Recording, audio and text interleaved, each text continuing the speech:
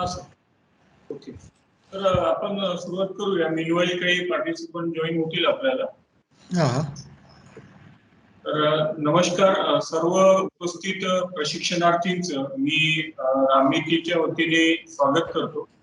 आज आपण म्हणजे कालचा जो आपला सत्र होतं त्यामध्ये आपण भाजीपाला उत्पादन तंत्रज्ञान प्रोटेक्टेड आणि ओपन मधील या संदर्भात आपल्याला मार्गदर्शन मिळालं आहे. तर आज आपल्याला फुल पिकं जे आहे त्या संदर्भातील मार्गदर्शन घ्यायचं आहे. तर यामध्ये आपल्याला मार्गदर्शन करण्याकरता श्री यशवंत जगदाळे सर, विषय विशेष तज्ञ, कृषी विज्ञान केंद्र बारामती येथील भाजीपाला गुणवत्ता नियंत्रण centre for excellence for vegetables आहे. फ्लोरिकल्चरचं पण तिथे काम आहे. तेथील विषय विशेष तज्ञ श्री यशवंत जगदाळे सर या ठिकाणी आपल्या मार्गदर्शनाकरता उपस्थित आहे. मी सरांचं रामनीतीच्या वतीने आणि प्रशिक्षणार्थीच्या वतीने स्वागत करतो सर. आणि आज आपल्याला माहिती आहे की नाशिक आणि कोकण मधील काही भागामध्ये चांगल्या पद्धतीने पुष्पोत्पादन होत आहे, परंतु विदर्भामध्ये त्या पद्धतीचं नाही आहे.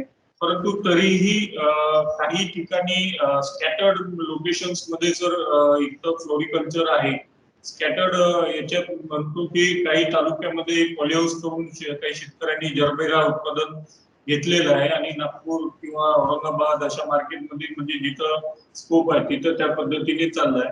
आणि यातही शेतकऱ्यांची पॉलीहाऊस करता आणखी डिमांड आहे आणि त्या संदर्भातील मार्केटच्या अनुषंगाने पण आपण जसं बघितलं की श्रीमान शरद पवार सर जे केएम बायो प्लांट्सचे आहेत त्यांनी या संदर्भातील अर्थशास्त्र आणि याच्या ऑपॉर्च्युनिटी संदर्भात आपलं दुपारचं सेशन राहणार आहे. तर त्यामुळे आपण फ्लोरिकल्चरच्या बाबतीत जे काही आपली इथली लोकल जी डिमांड असेल ती मीट आउट करणे किंवा आपल्याला सरांचं जसं टच आहे पुण्याचे जे शेतकरी आहेत जे एक्सपोर्ट सुद्धा करतात त्या अनुषंगाने त्यांचे काही एक्सपिरियन्सेस असून त्या पद्धतीने आपण आपल्या शेतकऱ्यांना पण प्रोत्साहित करू शकतो. तर या अनुषंगाने आपण ही 2 दिवसीय बॅच या ठिकाणी आयोजित केली होती. तर आजच्या दुसऱ्या दिवसामध्ये पुनश्च एकूण मी सर्वांचं स्वागत करतो आणि माननीय श्री यशवंत जगदाळे सर यांना विनंती करतो की त्यांनी आपल्या व्याख्यानाला सुरुवात करावी. सर. धन्यवाद सर. प्रथमतः मी प्रादेशिक कृषी विस्तार व्यवस्थापन प्रशिक्षण संस्था रामनीती त्यांचे मी मनापासून आभार मानतो की त्यांनी आम्हाला आमच्या ठिकाणी जे काही गेल्या 8 ते 10 वर्षापासून आम्ही जे काम करतोय संरक्षित शेतीमध्ये किंवा जे काही व्हॅल्यू चेन म्हणतो आपण, तर त्याबद्दल आमचे जे काही अनुभव आहेत ते शेअर करण्याची संधी दिली. तसेच या ठिकाणी उपस्थित सर्व कृषी विभागाचे जे काही अधिकारी वर्ग आहेत त्यांचे सुद्धा मी भाजीपाला गुणवत्ता केंद्र कृषी विज्ञान केंद्र बारामतीच्या वतीने आभार मानतो. सुरुवातीला मी ओळख करून देतो, नंतर आपण आपल्या सेशनला सुरुवात करूयात. ऑलरेडी आता सरांनी सांगितले माझं नाव यशवंत जगदाळे. मी कृषी विज्ञान केंद्र बारामतीमध्ये विषय विशेषज्ञ उद्यानविद्या या पदावर गेल्या 10 वर्षापासून काम पाहतोय. माझ्याकडे सध्या फळबाग लागवड, भाजीपाला लागवड, फुलशेती, पॉलीहाऊसमधील फुलशेती किंवा भाजीपाला पॉलीहाऊसमधला किंवा जे आपण ओपनवर करतो त्याची लागवड असेल किंवा त्याचं खत, कीड किंवा मार्केटिंगपर्यंत आम्ही सर्व नॉलेज देतो. म्हणजे आज जेवढे काही गव्हर्नमेंट इन्स्टिट्यूट आहेत, आपलं रामनीती असेल, वनामती असेल, agriculture department, national horticulture mission, national horticulture board, agriculture skill council of India, म्हणजे आपण इथं एक 15-15 दिवसाचे आपण स्किल ट्रेनिंगसुद्धा घेतो. म्हणजे आमचा असा उद्देश असतो की नुसतं प्रोडक्शन करायला आम्ही न शिकवतो ते मार्केटिंगपर्यंत त्या शेतकरी असो किंवा अधिकारी वर्ग असो, आम्हाला NHM प्रत्येक वर्षी टार्गेट दिले की तुम्ही प्रत्येक वर्षी 500 अधिकारी वर्गांना सुद्धा ट्रेनिंग द्यायचं आणि कमीत कमी 2000 शेतकऱ्यांना. म्हणजे आता जी काही नवीन रोपवाटिका योजना चालू झाली, अहिल्यादेवी रोपवाटिका होळकर योजना, तिचं सुद्धा आम्ही 3-3 दिवसाचं तुमच्या भागातल्या सुद्धा शेतकऱ्यांचं आम्ही ऑनलाईन ट्रेनिंग घेतलेलं आहे आणि नंतर आम्ही वेगवेगळे व्हॉट्सअप ग्रुप केलेले आहेत आणि त्या व्हॉट्सअप ग्रुपवर कंटिन्यू आम्ही त्यांना गायडन्स करत राहतो. आणि आमचा जो हा प्रोजेक्ट आहे भाजीपाला गुणवत्ता केंद्र, हा भारतातला पहिला इंडोडच प्रकल्प आहे. म्हणजे मी तुम्हाला दोन्ही पण का सांगतो, कारण आता फुलशेती तर मी कव्हर करणारच आहे, पण आता तुम्हाला योगायोग आलेला आहे. तुम्हाला बरेच लोकांनी KVKला व्हिजिट केली नाही, ज्यांनी केली त्यांच्या लक्षात आलं असेल. म्हणजे ज्यांना एवढ्या लांबून तुम्ही इथं व्हिजिट करू शकत नाही, तर आमच्याकडे ज्या काही फॅसिलिटी आहेत की ज्या आत्ता आपल्याला गरजेच्या आहेत. म्हणजे आम्ही ज्यावेळेस हे प्रकल्प उभा करायच्या अगोदर आम्ही नेदरलँडला 1-2 महिने ट्रेनिंगसाठी गेलो होतो. म्हणजे आपल्या इकडची शेती करण्याची पद्धत आणि नेदरलँडची शेती करण्याची पद्धत बराच फरक आहे. तो सुद्धा आपण येणाऱ्या ह्या 1-1.5 तासामध्ये आपण चर्चा करणार की जेणेकरून आपला महाराष्ट्रातला शेतकरी नेदरलँडच्या शेतकऱ्याच्या तुलनेने कसा उभा राहू शकेल आणि त्यांना मार्केटिंग. आता तुम्ही बघताय गेल्या 2 किंवा व्हॉट्सअपला सुद्धा बरेच व्हायरल क्लिप होतात. टोमॅटो फेकून द्यायला लागतात किंवा ढोबळी मिरची आपण लावतो म्हणतो पॉलिसमध्ये, ते सुद्धा रेट कमी आलेत. मग आपल्याला सुद्धा शेतकरी बांधवांना सांगता आलं पाहिजे किंवा व्हॅल्यू चेन करताना कशा पद्धतीने केली पाहिजे, आपण कशावर फोकस केला पाहिजे. की आपण आता पॉलिओस करतो, मग पॉलिओसमध्ये आपण ॲक्च्युली त्यामध्ये 3 ते 4 महत्त्वाचे कंपोनंट, ते कंपोनंट आपल्याला जर समजले आणि आपल्या शेतकरी बांधवांना समजले तरच त्यामध्ये ते यशस्वी पद्धतीनं संरक्षित शेती करू शकतात. कारण ज्यावेळेस आपल्याला संरक्षित शेती करायची असते त्यावेळेस आपल्याला इन्व्हेस्टमेंट जास्त लागते. म्हणजे आमच्या अनुभवानुसार एका गुंठ्याला कमीत कमी 1 लाख रुपये लागतात, 10 गुंठ्याला 10 लाख रुपये लागतात. मग एवढे इन्व्हेस्टमेंट शेतकरी करणार, कर्ज काढणार, परत कर्ज फिटलं नाही, मार्केटिंगला रेट भेटला नाही, मग त्याला वरून प्रेशर येते किंवा त्यांनी समजा सरकारी बँकेकडून लोन घेतलं असेल त्याला अडचण येते. पण जर प्रायव्हेट खाजगी लोन घेतलं असेल तर त्याला मग बऱ्याच वेळा आपल्या कानावर येते की बा ह्या शेतकऱ्यांनी आत्महत्या केली. मग का केली? मग ते आत्महत्या त्यांचे रोखण्यासाठी आपण कशा पद्धतीनं प्रयत्न करू हे सुद्धा आपल्याला ह्यामध्ये चर्चा करणार. म्हणजे असे सर्व विषय आता आपण नंतर प्रश्न उत्तराचं सुद्धा सेशन घेणार आहोत. म्हणजे आता हे फुलशेतीचा असेल किंवा भाजीपाल्याचा प्रश्न असेल किंवा आम्ही आमच्या सेंटरमार्फत एक्सपोर्टची सुद्धा ट्रेनिंग घेतो. आम्ही बऱ्याच शेतकरी बांधवांना जे काही नव युवक आहेत त्यांना आम्ही एक सल्ला देतो की तुम्ही पिकवण्याबरोबर विकायला सुद्धा शिका. आता गव्हर्नमेंटची स्कीम आली तुम्हाला मध्ये, म्हणजे विकेल ते पिकेल. म्हणजे जे विकणार आहे तेच आपण पिकवायचं, पण ते पिकवताना विकायचे सुद्धा आपल्याला गाईडलाईन शेतकरी बांधवांना द्यायला लागतात. म्हणजे आपण सहज म्हणतो की आपण मिरची केली किंवा आता पॉलिहाऊसमध्ये पिके केली, पण आपल्याकडं काढणी पद्धत व्यवस्थापनावर थोडासा अभाव आहे. त्या ज्या काही फॅसिलिटी म्हणतो आपण सुविधा, म्हणजे कुठलं असतं प्री कुलिंग असेल, कोल्ड स्टोरेज असेल, पॅक हाऊस असेल. आता बरेच शेतकरी बांधव आम्ही सुद्धा व्हिजिटला जातो, आम्ही सुद्धा वेगवेगळ्या गव्हर्नमेंटच्या स्कीम आहेत त्यांच्यात जे मोक्का तपासणी अहवाल असतो त्यामध्ये आपण जातो. म्हणजे बरेच आत्ता शेतकऱ्यांना अगोदर बरीच लोक पॅक हाऊस करायचे पण पॅक हाऊसचा वापर न करता तिथं काहीतरी शेड किंवा राहण्यासाठी वापर करायचा. पण तसं शेतकरी बांधवांनी न करता जी काही फॅसिलिटी गव्हर्नमेंटच्या मदतीने घेतली त्यासाठी त्यांनी वापरलं तर आपल्याला त्याचा चांगला उपयोग होतो. म्हणजे त्या त्या पद्धतीने आपण केलं. परदेशामध्ये कसं असतं की जी काही शेती करतात शेतकरी बांधव तो एक प्रकारचा बिझनेस म्हणूनच बघतात आणि त्यांच्याकडं एक 10-10, 11-11 एकर किंवा 20-20 एकराचे कंटिन्यूस पॉलिसी असतात आणि प्रत्येक शेतकरी एकत्र येऊन काम करतो. म्हणजे सुरुवातीला आपल्या पण जे काही महाराष्ट्र शासन आहे सुरुवातीला ते एकट्या शेतकऱ्याला सबसिडी द्यायची, पण आता बऱ्याच वेळा फार्मर्स प्रोड्युसर ऑर्गनायझेशन, FPO असेल, फार्मर्स प्रोड्युसर कंपनी, त्यांना सबसिडीला जास्त फोकस केला आहे. म्हणजे जे काही गव्हर्नमेंटच्या स्कीम असतात आत्मा अंतर्गत, नाबार्ड अंतर्गत किंवा आता जी नवीन योजना आली स्मार्ट, ते सुद्धा योजना, ते सुद्धा आमचं स्टेट लेवलचं टेक्निकल इन्स्टिट्यूटचं ट्रेनिंग सेंटर आहे. स्मार्टचं असेल किंवा अजून एक नवीन योजना आली PMFME, prime minister formalisation of micro enterprises, तर त्यामध्ये सुद्धा प्रोसेसिंगमध्ये 60% सबसिडी आपण देतोय शेतकऱ्यांना. मग त्यांना सुद्धा ते नॉलेज देऊन आपण तसं केलं तर त्यांचा तो लॉस होण्याचे चान्सेस कमी असतात. एवढं सांगण्याचा एकच उद्देश की आपण या ठिकाणी KVK बारामतीमध्ये तुमची कोणतीही कमॉडिटी असो, भाजीपाला, फुलशेती, फळपीक किंवा कुठलं तृणधान्य, प्रत्येकाचं आपण इथं व्हॅल्यू चेनचं गायडन्स शेतकरी बांधवांना करतोय.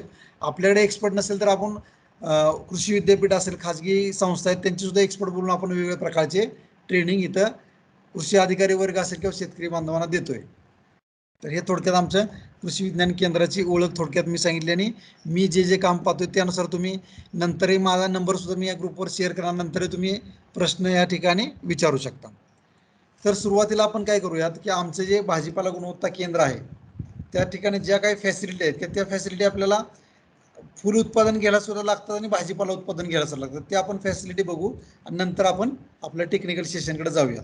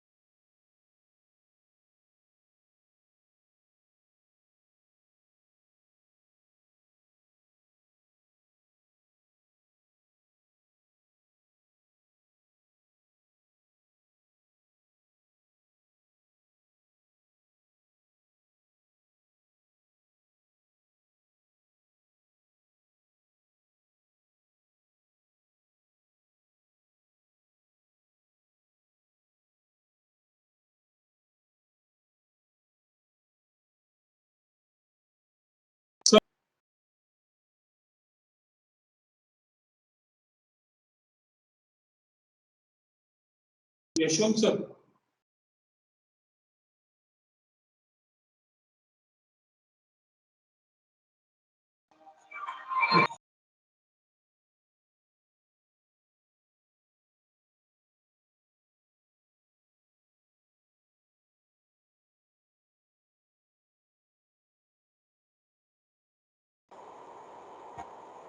Sir Yashwant sir.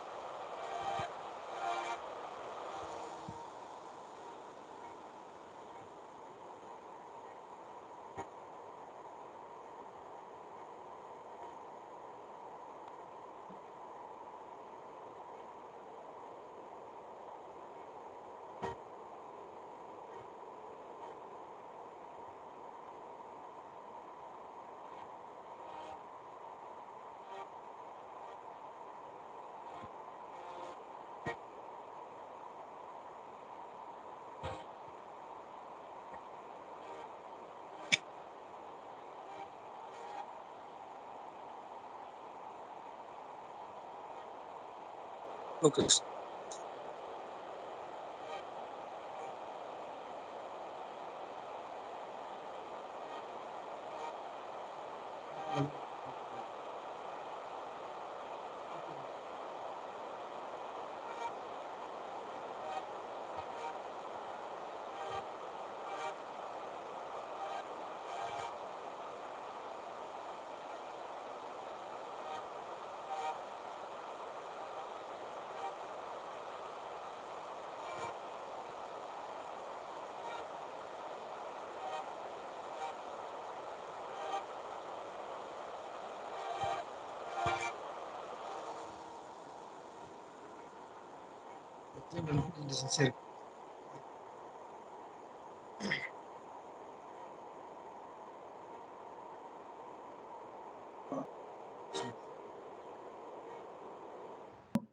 फक्त म्युझिकच आहे सर. एक मिनिट. ओके. असू द्या.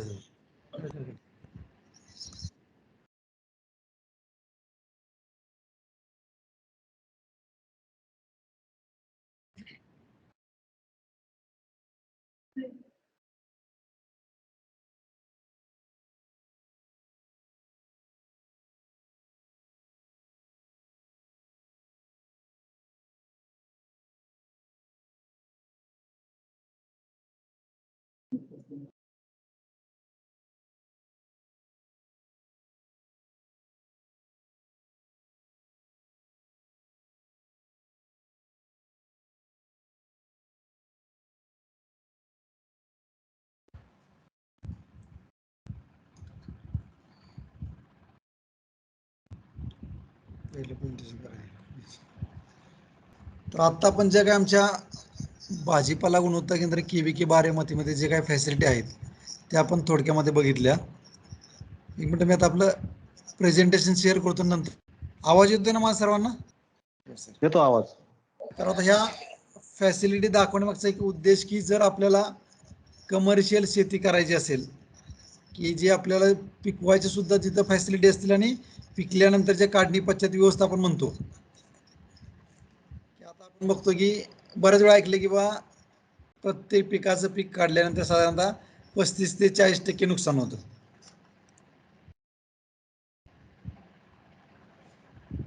मग ते 35 ते 40% नुकसान होतं आपण नुसतं ऐकतो आणि बऱ्याच लेक्चरमध्ये सुद्धा लेक्चर सांगतो. मी पण म्हणतो की बाबा 35 ते 40% किंवा भाजीपाल्याचं असेल फुल पिकाचं नुकसान होतं, पण त्यासाठी आपल्याला त्या शेतकऱ्यांना तेवढं नॉलेज देणं गरजेचं आहे की ज्या काही फॅसिलिटी लागतात.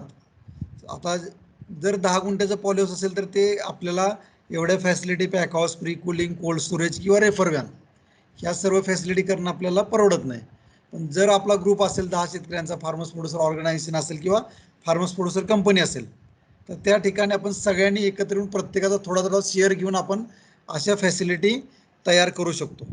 आणि ते तयार करणे गरजेने बऱ्याच आता शेतकरी उत्पादक कंपन्या त्यांना ते महत्त्व पटले. सारखं अशा प्रकारचे ऑनलाईन ट्रेनिंग, ऑफलाईन ट्रेनिंग घेऊन त्यांना सुद्धा बंबाटी केल्यामुळे लक्षात येईल आता आपल्याला हे करणं गरजेचं आहे. उदाहरणार्थ टोमॅटोच घ्या, तर टोमॅटो समजा आपण ऐकतोय व्हॉट्सअपला किंवा 20 किलोचं कॅरेट 5 किंवा 10 रुपयाला जाते. शेतकरी बांधव काय करतोय की तो टाकून देतो. आता व्हॉट्सअपवर दिसते पण त्यातलं एक 10-20% करत असतील पण सगळे शेतकरी बांधव तसे करत नाहीत. मग त्याचं थोडंसं ते जर आपण प्रोसेसिंग केलं तर आम्ही ते प्रोसेसिंगची सुद्धा ट्रेनिंग या ठिकाणी देतो. टोमॅटोचं सॉस असेल, केचप असेल, त्याचं ब्रँडिंग, पॅकेजिंग, FSIचं लायसन कसं काढायचं, तर हे सगळं आपल्याला करणं गरजेचं आहे. मग ते त्यासाठी आपण हे पूर्णपणे हे जे काय आता आपण क्लिपमध्ये बघितलं सर्व फॅसिलिटी आपल्या इथं KVK बारामतीमध्ये उपलब्ध आहेत. त्यामध्ये आपण मातीतील शेती, मातीविना शेती, त्यामध्ये कशा प्रकारे ते केलं पाहिजे, भाजीपाला पीक किंवा फुलपीक, ते आपण इथून सर्व नॉलेज शेतकरी बांधवांनी, कृषी जे काही अधिकारी आहेत कृषीचे त्यांना सुद्धा हे देतोय. फक्त त्यामध्ये काय असतं की आपण ज्यावेळेस मातीतील शेती, मातीविना शेती करतो त्यामध्ये आपल्याला खतावर जास्त लक्ष द्यायला लागतं, खत व्यवस्थापन. कारण मातीमध्ये न्यूट्रिएंट असतात, जी काही सूक्ष्म अन्नद्रव्ये असतील किंवा मुख्य अन्नद्रव्ये लागतात. पण मातीविना शेती ज्यावेळेस कोकोपीटमध्ये करतो त्यावेळेस त्यामध्ये काही नसतं. पण ही टेक्नॉलॉजी परदेशामध्ये गेल्या 35-40 वर्षापासून चालते. आपल्याकडे आत्ता जस्ट लॉकडाऊन 3-4 वर्षामध्ये थोडेफार जे काही ॲडव्हान्स शेतकरी आहेत किंवा जे काही प्रायव्हेट ग्रुप आहेत ते असे मातीविना शेती करायला लागलेले आहेत. तर सुरुवातीला आपण आता आपल्या सेशनमध्ये आपण काय बघणार आहोत की पॉलिहाऊसमधील फुल शेती काय, ते करताना आपण काय काळजी घेतली पाहिजे, कोणती पिकं पॉलिहाऊसमधील फुल शेतीमध्ये केली जातात, आणि त्यानंतर जी काय ओपनवर जी काही फुल पिकं घेतात म्हणजे मातीमध्ये विदाऊट पॉलिहाऊस, त्यामध्ये आपल्याकडे जास्त झेंडू घेतला जातो, निशिगंध घेतला जातो, गुलाब घेतला जातो आणि ग्लॅडिओलस म्हणून आहे. प्रत्येक पीक शेवंती आहे किंवा त्यामध्ये बरेच गॅलार्डी आहे, बिजले आहे. तर त्याचं सुद्धा आपण थोडक्यामध्ये बघणार आहोत, जेणेकरून आपल्याला कमीत कमी वेळामध्ये जास्तीत जास्त नॉलेज कसं आपल्यापर्यंत पोहोचवता येईल असा मी आज या येणाऱ्या 1 ते 1.5 तासामध्ये प्रयत्न असणार आहे. आणि प्रत्येक वेळेस आता तुम्ही कुठलंही पीक घ्या, आता कालच्या सेशनमध्ये बाबर सरांनी जे सांगितलं असेल किंवा कालचे जे दुपार सेशन झालं असेल, लागवड पद्धती सेम असते. समजा तुम्ही मातीमध्ये करायचं असेल तर आपण माती चेक करतो, मातीचा pH बघतो, हे सगळं तुम्हाला माहिती आहे. नंतर खत व्यवस्थापन असेल, कीड आणि रोग, जनरली 70% किडी किंवा 70% रोग सर्व पिकामध्ये सारखेच असतात. फक्त आपल्याला त्याची फिजिओलॉजी माहीत पाहिजे, त्याचं डॅमेज कसं करतो आणि त्याचं कोणतं औषध मार्केटमध्ये आहे. तर ते थोडंफार ते थोडंसं रिपीट होऊ शकतं, पण मी त्यामध्ये जास्त खोलवर जाणार नाही. आता ज्यावेळेस आपण पॉलिहाऊसमधली पिकं करतो तर आपल्याला पॉलिहाऊसमध्ये काय करतो आपण पिकं, तर त्याचा मुख्य उद्देश असतो की आपल्याला आता बघतोय मग आपण गेल्या 1-2 वर्षामध्ये म्हणजे उन्हाळ्यात पावसाळ्यात, पावसाळ्यात उन्हाळा, असं म्हणजे कुठलंही क्लायमेट कधी येते, अचानक थंडी पडते, अचानक ऊन पडते, आणि त्यामुळं काय होतंय की पिकावर ताण येतो. म्हणजे ते तो विषय तर वेगळाच आहे, त्याकडे अजून बरेच लोक लक्ष देत नाहीत. म्हणजे जैविक आणि अजैविक ताण. आपल्याकडे बारामतीमध्ये माळेगावला एक सेंट्रल गव्हर्नमेंटचं एक सेपरेट इन्स्टिट्यूट आहे, ते फक्त ते पिकाच्या जैविक आणि अजैविक ताणाचाच अभ्यास करतात आणि त्या ताणानुसार त्या पिकामध्ये कोणते कोणते तंत्रज्ञान इंट्रोड्यूस करणं गरजेचं आहे ते तंत्रज्ञान त्या संस्थेमार्फत करले जातं. आणि गेल्या 3 वर्षांपासून सुद्धा आपण भाजीपाल्यामध्ये सुद्धा आपण ते काम केलेलं आहे. भाजीपाल्यामध्ये आपण कलम तंत्रज्ञान आणलेलं आहे. त्यामध्ये आपण काय करतोय की मातीचा प्रकार काय, मातीमधून कीड जास्त येते का रोग जास्त येतो, त्यानुसार आपण गावठी रूस्टॉक तयार केलेले आहेत भाजीपाल्यामध्ये. जसं आपण फळ पिकामध्ये कलम तंत्रज्ञान वापरतो तसं आपलं भाजीपाल्यामध्ये आपण कलमांची रोपं तयार करून पूर्ण महाराष्ट्रातल्या शेतकऱ्यांना देतो आणि त्याचे रिझल्ट सुद्धा शेतकरी बांधवांना चांगले येतात. आता बऱ्याच तुम्हाला माहिती आहे भाजीपाल्यामध्ये जास्त रोपं कशामध्ये जातात तर पाणी जास्त झाल्यामुळे त्या सुरुवातीला एक डॅम्पिंग अप म्हणतो, रोपं कोलमडतात किंवा तिथं वेगवेगळे बुरशीजन्य रोग येतात, पिथियम असेल किंवा फ्युजेरियम असेल. मग ते टाळण्यासाठी मग हे सांगण्याचा उद्देश काय की आपल्याला कोणतेही फुलपिकं निवडताना आपल्याला थोडासा क्लायमेटचा सुद्धा अभ्यास करणं गरजेचं आहे. आता तुम्हाला स्क्रीनवर दिसतात की एक 3 पिकं आहे, जर्बेरा आहे, कार्नेशन आहे, अँथोरियम आहे किंवा बाकीची जी पॉलिसमध्ये आपण अजून काय घेतो, जिप्सोफिला घेतो, गुलाब घेतो आणि ऑर्किड घेतो. आणि आम्ही गेल्या 6-7 वर्षापासून फुलशेती सुद्धा ट्रेनिंग देतो ना. आमच्याकडे सुद्धा फुलशेतीची पॉलिस वेगळे आहेत आणि गुलाबाची पॉलिस वेगळे किंवा भाजीपाल्याची पॉलिस वेगळे आहेत. प्रत्येक पिकाचं इकॉनॉमिक्स आपण प्रत्येक शेतकरी बांधवांना सांगतो. आता बऱ्याच वेळा शेतकऱ्यांचा आम्हाला पहिला प्रश्न असतो की आम्ही पॉलिओस केले त्यामध्ये भाजीपाला लावू का फुलपिकं लावू आणि आम्हाला कोणतं परवडेल. तर जनरली करता येत नाही की बाबा जरबेरापेक्षा ढोबळी मिरची उत्पादन चांगलं किंवा ढोबळी मिरचीपेक्षा ऑर्किडचं उत्पादन झालं. प्रत्येकाचं इकॉनॉमिक्स वेगळं आहे आणि प्रत्येक पिकाचा आपण पूर्णपणे लाईफ सायकल समजून घेतली तर आपल्याला लक्षात येईल की कमीत कमी आमच्या अनुभवानुसार 10 गुंठ्याचं पॉलिओस केलं तर मिरची असेल तर कमीत कमी त्यामध्ये 1.5 ते पावणे 2 लाख रुपये राहतात. फुल पिकामध्ये आता आपण फुल पिकाचं कम्पॅरिझन करूया. आत्ता सध्या हे स्क्रीनवर दिसते तुम्हाला जर्बेरा, कार्नेशन, अँथोरियम. त्यामध्ये त्यांना तापमान किती लागते ते दिले, आर्द्रता किती लागते दिले आणि लाईट इंटेन्सिटी किती लागते हे लक्समध्ये. तर जर्बेराला आपल्याला तापमान लागतं 27 ते 30 डिग्री, आर्द्रता 70 ते 80 आणि लाईटची लक्स. आता आपल्याला काय असतं की जी लाईट आपण मोजतो ते लक्समध्ये मोजतो पण परदेशामध्ये ते जूलमध्ये मोजले त्यानुसार कॅल्क्युलेशन केलं जातं. आता ज्यावेळेस सूर्यप्रकाशापासून वेगळी सूर्यकिरणं येतात तर वेगवेगळ्या ते आपण नॅनोमीटरमध्ये मोजतो. मग तुम्ही ऐकलं की इन्फ्रारेड, अल्ट्राव्हायलेट आणि पिकाला उपयोगी सूर्यकिरणं. अल्ट्राव्हायलेट किरण कसं म्हणतो आपण जर लेंथ मोजायला गेलो सूर्यकिरणाची तर 0 ते 350 नॅनोमीटरची जी काही सूर्यकिरणं असतात त्याला आपण म्हणतो आपण अल्ट्राव्हायलेटची किरणं. ती सूर्यकिरणं आपल्याला आपल्या झाडाच्या वाढीसाठी फायदेकारक नसतात. आणि 700 नॅनोमीटरच्या वर म्हणतो त्याला आपण इन्फ्रारेड म्हणतो. म्हणजे 300च्या आत आणि 700च्या वरची जी काय लाईट आपल्या पिकावर पडते ती आपल्या पिकाला उपयोगी नसते आणि ओपनवर ही सर्व लाईट आपल्या पिकावर पडत असते. त्यामुळे लाईटचे सुद्धा साईड इफेक्ट आपल्या ओपनच्या पिकावर होतात. ते जर आपण पॉलिओसमध्ये केलं तर त्या पॉलिओसमध्ये आपण काय करतो 200 मायक्रॉनची पॉलिथिन फिल्म वापरतो. त्या 200 मायक्रॉनची पॉलिथिन फिल्म असते त्याचे कॅरेक्टरिस्टिक्स असतात वेगवेगळे. मग त्यामधून फक्त 300 ते 700 नॅनोमीटरचे जे पिकाला उपयोगी सूर्यकिरणं असतात तेवढीच आतमध्ये येतात, बाकीची सूर्यकिरणं आतमध्ये येत नाहीत. आणि सूर्यकिरणं डिफ्यूज होऊन पडतात, सरळ एका पिकावर पडत नाहीत, प्लास्टिकवर पडतात आणि एकसारखी पसरतात आणि सर्व रोपांना एकसारखी लाईट मिळते. त्यावर अँटी डस्ट एक प्रॉपर्टी असते, त्या आपल्या प्लास्टिकवर डस्ट जास्त करून थांबली जात नाही. आणि अँटी फॉग किंवा त्या वेगवेगळ्या कॅरेक्टरिस्टिक्सचे मल्टीलेअरचे प्लास्टिक असेल ते प्लास्टिक आपण या पॉलिओसमध्ये वापरतो जेणेकरून आपल्याला त्या तिथे आर्द्रता असेल, लाईट असेल, तापमान असेल बऱ्यापैकी नियंत्रित करता येईल. दिवसाचे टेम्परेचर वेगळं असतं, रात्रीचं 14 ते 16 असतं, आर्द्रता 50 ते 70. पण ढोबळ मतानं जर आपण म्हणायला गेलं तर आपल्याला कोणतेही फुलपीक असेल किंवा भाजीपाला पीक करायचं असेल तर त्याला ॲव्हरेज टेम्परेचर एक 25 ते 27 मॅक्झिमम त्याचं 32 ते 35 पर्यंत चालू शकतं. 35वर टेम्परेचर गेलं की त्यामध्ये त्या पिकावर अजैविक ताण यायला सुरुवात होते. जैविक आणि अजैविक ताणमध्ये फरक आहे. जैविक म्हणजे आपण खतं टाकून किंवा औषधाचं जास्त 2-4 फवारणी घेतली की ते केमिकल म्हणजे आपण माणसानं जो ताण तयार केला पिकावर त्याला आपण जैविक ताण म्हणतो. आणि अजैविक ताण म्हणजे निसर्ग कसा ताण करतो, तापमान कमी जास्त होणं, आर्द्रता कमी जास्त होणं, लाईट कमी जास्त होणं, ह्या जे किंवा जमिनीमध्ये pH वाढला, EC वाढला, खतं गेला त्याला त्रास होतो पिकाला, झाडाला, तशा प्रकारचे अजैविक ताण. मग त्यासाठी आपल्याला थोडंसं ते टाळण्यासाठी आपल्याला ही पॉलिओस टेक्नॉलॉजी आपण करू शकतो. आणि ओपनच्या पिकामध्ये कसं असतं की सीझन असतात, खरीपचं पीक रब्बीमध्ये येत नाही, रब्बीचं पीक समरमध्ये येत नाही, असे 3 सीझनमध्ये आपण 3 पिकं ठरलेली लावतो. ते जर आपण सीझन बदलला तर ते पीक येतं पण तेवढं उत्पादन मिळत नाही. त्यासाठी आपल्याला पॉलिओस टेक्नॉलॉजी करणं गरजेचं आहे. पॉलिओसमध्ये आपण कोणतंही पीक कधीही घेऊ शकतो, त्याला सीझन नसतो किंवा खरीपमध्ये, रब्बीमध्ये. समजा ढोबळी मिरची असेल, असं नसतं की तुम्ही खरीपमध्ये लावा, उन्हाळ्यात लावा. आपल्याला ते मार्केट विंडो लक्षात ठेवून त्या भाजीपाला पिकाचं, फुलपिकाची लागवड पॉलिओसमध्ये करायला लागते. म्हणजे फुल पिकं घेतली तर कसं असतं की ज्यावेळेस लग्नाचे सीझन चालू होतात म्हणजे दिवाळीनंतर त्यावेळेस आपल्याला ह्या फुल पिकाला मार्केटमध्ये रेट चांगला मिळतो आणि पावसाळ्यामध्ये थोडंसं बऱ्याच वेळा पिकाचं नुकसान होतं पावसाळ्यामुळे. तर त्या पावसाळ्यामध्ये जास्त करून आमच्या अनुभवानुसार डिसेंबर एंडपासून ते एप्रिल मे पर्यंत आपल्याला फुल पिकांचे रेट चांगले राहतात. तर त्यावेळेस आपल्याला ते फुल पीक आपल्या मार्केटमध्ये आलं तरच तुम्हाला ही पॉलिओस टेक्नॉलॉजी किंवा ओपनची जरबीरा असेल, ओपनचा तुम्ही झेंडू लावा. मग झेंडूचं सुद्धा आपल्याला प्लॅनिंग करायला लागतं. मार्केटचा विंडो कधी असतो, दसरा असेल, दिवाळी असेल, त्यावेळेस ते आलं पाहिजे झेंडू. म्हणजे समजा झेंडू आपण लागवड केल्यापासून 45 ते 50 दिवसांनी चालू होतं. मग दसऱ्याच्या अगोदर 45 दिवस आपला झेंडूची ट्रान्सप्लांटिंग होणं गरजेचं आहे. तशा पद्धतीने आपण अभ्यास करून त्या पिकाची लागवड नियोजन केलं तर आपल्याला जेवढे इन्व्हेस्टमेंट केली आणि प्रत्येक वेळेस आपण पूर्ण प्रोजेक्ट तयार करून त्याचा अभ्यास करून आपण स्वतः असेल किंवा शेतकरी बांधव असेल त्यांनी स्वतः पूर्ण अभ्यास केला पाहिजे. बाबा मी 10 लाख इन्व्हेस्टमेंट केली तर त्याला बँकेचा रेट ऑफ इंटरेस्ट किती, आपलं लेबर चार्जेस किती, लाईटचे चार्जेस किती, हे सगळं ब्रेक इव्हन पॉईंट काढून आपला नेट प्रॉफिट कधी चालू होतं त्यानुसार जर आपण अभ्यास केला तर आपल्याला ह्यामध्ये काही अडचण येत नाही. तर थोडक्यात आपल्याला जे काही स्क्रीनवर क्लायमेट दिसते ते ढोबळ क्लायमेट आपल्या लक्षात असणं गरजेचं आहे.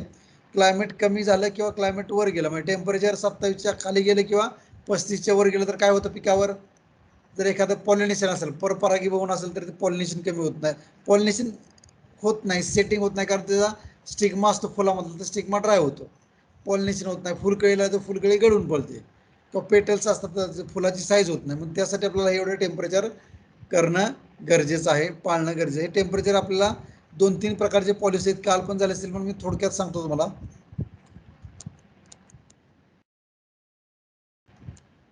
आता आपण काय म्हणतो ग्रीन हाऊस कन्सेप्ट. आपल्याला ज्यावेळेस पॉलिहाऊस करायचे त्यावेळेस आपल्याला काय करतो आणि त्याचा इफेक्ट काय असतो हे आपल्याला माहीत असणं गरजेचं आहे. म्हणजे ग्रीन हाऊस इफेक्ट म्हणजे आपण काय म्हणतो, आता आपण पहिले प्लास्टिक वरून टाकून सूर्यकिरणात जी काही उपयोगाचे आहेत 350 ते 700 नॅनोमीटर तेवढी त्या प्लास्टिकमधून आत येतात आणि ते एकदा आत आले की ते प्लास्टिकमधून सूर्यकिरण बाहेर जात नाहीत, आतल्या आतच ते रिफ्लेक्ट होतात प्लास्टिकमधून.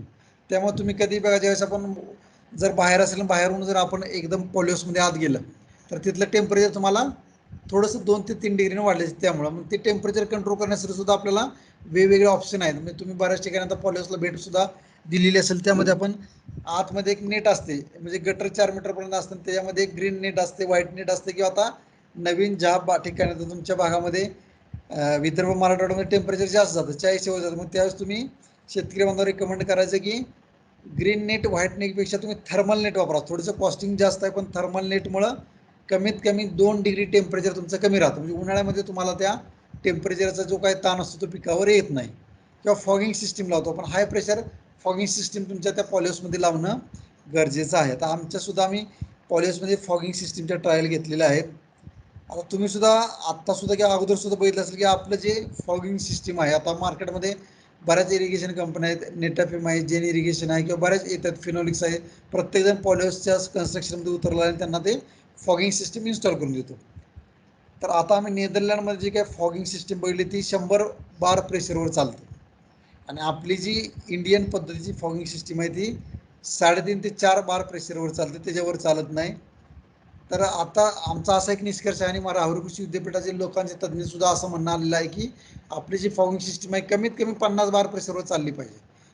ती चालेल पण कधी चालेल आपल्याला जी आपण साधी PVC पाईप वापरतो UPVC किंवा बऱ्याच ठिकाणी हायटेक पॉलिहाऊसमध्ये स्टेनलेस स्टीलची पाईप वापरली जाते, जेणेकरून तेवढं प्रेशर त्या पाईपनं जर सहन केलं तर तेवढं फॉग पावसासारखं न पडता आपल्याला एक ड्रॉपलेट फॉग म्हणजे धुक्यासारखं पडलं पाहिजे.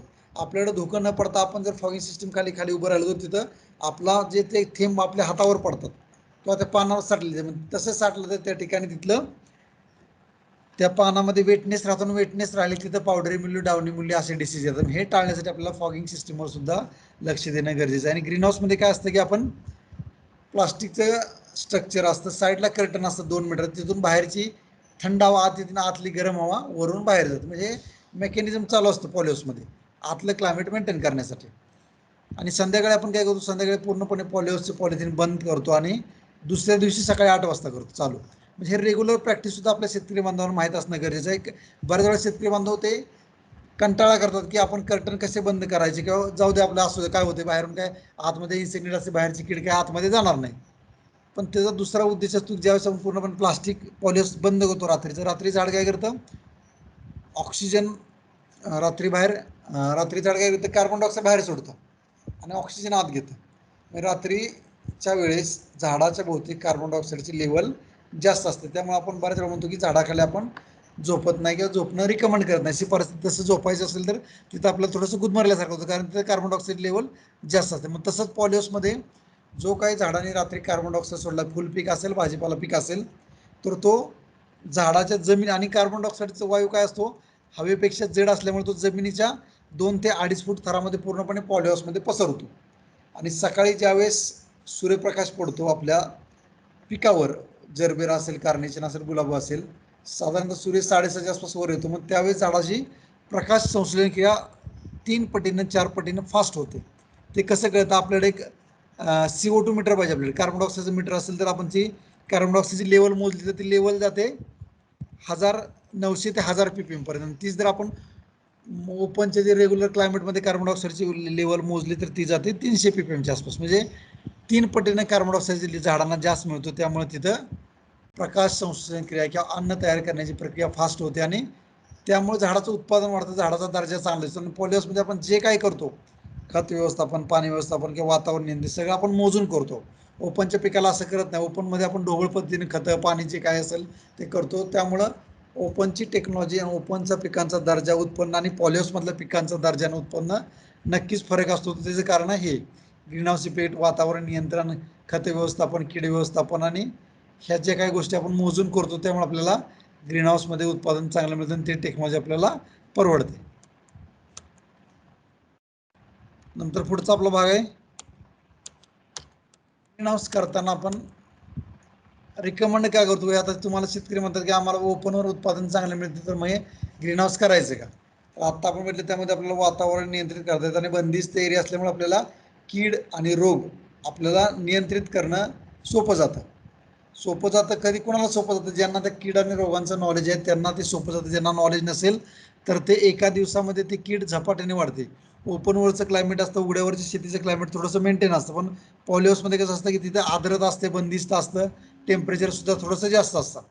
मग त्यासाठी आपल्याला ते, जर तुम्हाला जर किडीचा आणि रोगाच्या नियंत्रणाचा विषयी व्यवस्थित माहिती नसेल तर एखादा समजा माइट्स आला, कोळी आला, थ्रिप्स,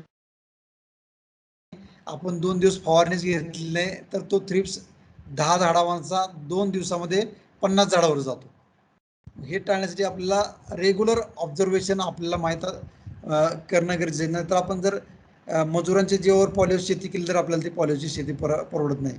रेग्युलर सुपरविजन म्हणजे प्रत्येक कोपऱ्यामध्ये गेलं पाहिजे. बऱ्याच वेळा काय होतं की आपण फक्त समोर फिरतो, तिथं कीड नाही, रोग नाही, पाणी व्यवस्थित चालते, पण अडचण कुठं असते, एखाद्या पॉलिहाऊसच्या कोपऱ्यामध्ये कीड येते, तिथं पाणी पोचत नाही, मग तिथं कीड तयार झाली की ती पूर्णपणे पॉलिहाऊसमध्ये पसरते. त्यासाठी आपल्याला ते नॉलेज असेल तर आपल्याला कीड व्यवस्थापन, रोग व्यवस्थापन सोपं जातं, सुपरविजन करणं सोपं जातं. कमीत कमी क्षेत्रामध्ये जास्तीत जास्त उत्पादन मिळतं आणि वर्षभर आपण कोणत्याही पिकाचं लागवड ह्या पॉलिहाऊसमध्ये करू शकतो. कार्बन डायऑक्साईडचं प्रमाण जास्त असल्यामुळे आपल्याला हे पॉलिहाऊस शेती करणं परवडतं. आणि कोणतंही तंत्रज्ञान असेल ते पूर्णपणे स्वतः समजून घेतलं आणि नंतर आपण दुसऱ्याला जर सांगितलं तरच त्यामध्ये तो शेतकरी यशस्वी होऊ शकतो. अशा पद्धतीचे फायदे असल्यामुळे आपण पॉलिहाऊस टेक्नॉलॉजी करणं गरजेचं आहे. नंतर आता प्रश्न आहे की आपल्याला पॉलिहाऊसचे मार्केटमध्ये वेगवेगळे प्रकार आहेत. नंतर गव्हर्नमेंटने सुद्धा वेगवेगळ्या पॉलिहाऊससाठी असेल, शेडनेट हाऊससाठी सुद्धा सबसिडी दिलेली आहे. शेडनेटमध्ये फ्लॅट टाईपचं असतं, राऊंड टाईपचं असतं, किंवा आता नवीन सुद्धा गेबल अँड पोस्ट सुद्धा आलेलं आहे. म्हणजे प्रत्येक शेतकरी बांधवांच्याकडे इन्व्हेस्टमेंट करायला पैसे किती आहेत त्यानुसार आपल्याला त्या पद्धतीचं पॉलिहाऊस आपल्याला त्यांना सांगता आलं पाहिजे आणि त्या पॉलिहाऊसमध्ये कोणतं पीक प्रॉफिटेबल होऊ शकतं. आता तुम्हाला स्क्रीनवर 3 प्रकार दिसतात. 1 नंबरचा आहे GH1, त्याला म्हणतो आपण नॅचरली व्हेंटिलेटेड टाईप पॉलिहाऊस. 2 नंबरचा आहे फॅन पॅडचं पॉलिहाऊस आणि 3 नंबरचा आहे फॅन पॅड विथ ॲटोमायझेशन. तर एक नंबरचं पॉलिहाऊस आपण सर्व शेतकरी बांधवांना आपण फुलं पिकासाठी किंवा भाजीपाला पिकाच्या लागवडीसाठी आपण शिफारस करू शकतो. कारण त्याचा उभारणी करण्याचा खर्च सुद्धा दुसऱ्या पॉलिहाऊसपेक्षा कमी आहे. त्या पिकामध्ये आपल्याला नैसर्गिकरित्या तापमान, आर्द्रता किंवा क्लायमेट नियंत्रित करता येतं. त्यामुळे त्याला आपण म्हणलंय नैसर्गिक वायुविजन हरितगृह, किंवा त्याला आपण बऱ्याचमध्ये शॉर्ट फॉर्ममध्ये NVPHचं पॉलिहाऊस सुद्धा असं म्हणतो आपण. त्याचा आत्ताचा मार्केटचा खर्च आहे, सध्या आता स्टीलचे रेट वाढल्यामुळं अगोदर तो 800 ते 900 रुपये पर स्क्वेअर मीटर म्हणून होत होता, पण आता वाढल्यामुळे साधारणतः ₹1000 पर स्क्वेअर मीटर पर्यंत आपल्याला त्या उभारणीचा खर्च येतो. म्हणजे 10 गुंठ्याचा पॉलिहाऊस करायचं असेल तुम्हाला साधारणतः 9 ते 10 लाख रुपयाचा उभारणीचा खर्च येतो विथ ड्रीप. आणि त्यामध्ये सर्व प्रकारची पिकं तुम्ही फुल पिकं भाजीपाला पिकं घेऊ शकता. 2 नंबरचं आहे फॅन पॅड टाईपचं पॉलिहाऊस. थोडीशी माहिती त्यामध्ये पुढे दिली तुम्हाला. फॅन पॅड टाईपच्या पॉलिहाऊसमध्ये काय असतं की एका बाजूला फॅन असतात, एका बाजूला पॅड असतात. जसं कूलिंग सिस्टीम आपल्या घरामध्ये कूलर कसा असतो की कंटिन्यू पॅडवर थंड पाणी पडत असताना एक्झॉस्ट फॅनना आतली गरम हवा बाहेर एक्झॉस्ट केली जाते. तसंच या बाजूला फॅन काय करतात, पॅडवर कंटिन्यू थंड पाणी बाहेरची थंड हवा येते, आतली गरम हवा त्या फॅनच्या बाहेरने एक्झॉस्ट केली जाते आणि सायकल कंटिन्यू चालू असते. पण फॅन पॅड टाईपच्या पॉलिहाऊसला आपल्याला कंटिन्युअस इलेक्ट्रिसिटी 24 तास लागते, कारण त्याला नॅचरली कुठलीही आतली गरम हवा बाहेर जात नाही. नैसर्गिक वायूच्या आपण व्हेंट 2 मीटरची व्हेंट दिली, त्यातून आतली गरम हवा बाहेर जाते. या फॅन पॅडच्या पॉलिहाऊसमध्ये कुठेही व्हेंट नसते, त्यामुळं आतली गरम हवा तुम्हाला पॅडच्या सहाय्यानंच एक्झॉस्ट पॅडचे किंवा एक्झॉस्ट फॅनच्या सहाय्यानंच बाहेर काढायला लागते. जर तुमची लाईट नसेल, टेम्परेचर तुमचं 25 डिग्री असेल, लाईट गेली साधारण 1 तासासाठी लाईट गेली तर 25 डिग्रीचं टेम्परेचर तुमचं 32 डिग्रीपर्यंत जातं आणि 32 डिग्री टेम्परेचर थोडासा त्या पिकावर ताण यायला सुरुवात होते. आमचा अनुभव असा की जरबेरा पीक असेल तर जरबेरामध्ये तुमची ते फुलांच्या पाकळ्या असतात ते सुद्धा कधी कधी करपतात टेम्परेचर वाढल्यामुळे. त्यासाठी आपल्याला 24 तास लाईट किंवा कमर्शियल एरियाची MIDC एरियामधली लाईट आपल्याला घ्यायला लागते. लाईटमध्ये 2 प्रकार आहेत. ॲग्रिकल्चरची लाईट असते ती 8 तासासाठी असते आणि जी कमर्शियल लाईट असते ते 24 तास असते. पण त्याचा प्रत्येकाचा युनिट चार्जेस जास्त असतं, त्यामुळे कमर्शियलची लाईट शेतकरी बांधवांना परवडत नाही. 24 तास आपल्याला लाईट किंवा जनरेटर बॅकअप देणं, त्यासाठी आपण हे 1 नंबरचं पॉलिहाऊस नैसर्गिक वायूजन्य पॉलिहाऊस आपण त्यांना रिकमेंड करतो. आणि 3 नंबरचा फॅन पॅड विथ ॲटोमायझेशन. ॲटोमायझेशनमध्ये आता 2 नंबरचं 3 नंबरचं पॉलिहाऊस आम्ही कोणाला रिकमेंड करतो, जर कोणाला टिश्यू कल्चर लॅब करायची असेल, रोपं करायची असतील किंवा एखादं मेडिसिनल औषधी वनस्पती किंवा सुगंधी वनस्पती पान असेल, एखाद्याचं फक्त औषधीसाठी त्या झाडाची मुळंच वाढवायची असते, मुळं वाढवण्यासाठी मग आपण हायटेक मग सॉइललेस टेक्नॉलॉजी, मग त्या पिकाच्या गरजेनुसार आपण त्या पिकाला हे पॉलिहाऊस रिकमेंड करतो. पण 1 नंबरचं पॉलिहाऊस आपण सर्वांसाठी आपण रिकमेंड करतो. पॉलिहाऊसमध्ये वेगवेगळे प्रकार आहेत. म्हणजे ग्लास हाऊस, मग आपण वरून जे पॉलिहाऊस झाकण्यासाठी जे मटेरियल वापरतो त्यानुसार त्याचे प्रकार आहेत. जर ग्लास वापरले तर त्याला आपण ग्लास हाऊस म्हणतो, प्लास्टिक वापरलं तर त्याला आपण पॉलिहाऊस म्हणतो. नंतर लात असेल, लात नंतर पॉलिकार्बोनेट हाऊस असेल तर पॉलिकार्बोनेट, ॲक्रेलिक शीट असेल तर ॲक्रेलिक शीट तुम्ही कडक शीट बघता त्याला आपण ॲक्रेलिकचं शीट म्हणतो. तर काच असेल तर त्याला ग्लास हाऊस म्हणतो. आपल्याकडं आपण ग्लास हाऊस वापरत नाही, कारण आपला उद्देश काय की आपल्याकडं सूर्यप्रकाश भरपूर आहे. म्हणजे जनरली पहिल्या स्लाईडमध्ये आपण बघितलं, आपल्या कोणत्याही पिकाला जर सूर्यप्रकाश साधारणतः 40,000 लक्सपासून मॅक्झिमम 80,000 लक्सपर्यंत लागतो. आपल्याकडे एक लक्स मीटर मार्केटमध्ये मिळतो, तो सूर्यप्रकाशामध्ये दिले की आपल्याला रिडिंग येतं. आणि आपल्याकडे जो तो आम्ही लक्स आता दिवसाची लाईटमध्ये तिथं जातो 1 लाखाच्या वर आपल्याकडे लाईट आहे, आपल्याला लागते किती 70,000 लक्षच्या आसपास.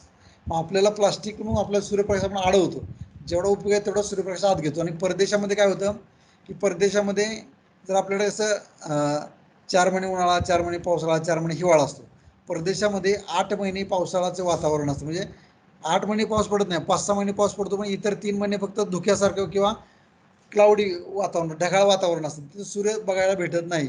3 ते 4 महिनेच आपल्याला सूर्य तिथं बघायला भेटतो. मग त्यांचं टार्गेट असतं की बाबा 8 महिन्यामध्ये जेवढा काही सूर्यप्रकाश वरून पडतोय तेवढा आपण आतमध्ये घ्यायचा, आणि सूर्यप्रकाश जेवढा कमी पडतो तेवढा ते आतमध्ये ब्ल्यू लाईट, रेड लाईट किंवा पार लॅम्प असं आर्टिफिशियल लाईट लावतात आणि लाईट लावून उत्पादन घेतात. तरी ते आपल्यापेक्षा उत्पादनामध्ये पुढे आहेत, कारण ते प्रत्येक पिकाचा अभ्यास 100% करतात. म्हणजे काय करतात, त्याला खत कोणतं, औषध कोणतं लागतंय किंवा फवारणी कोणती घ्यायची.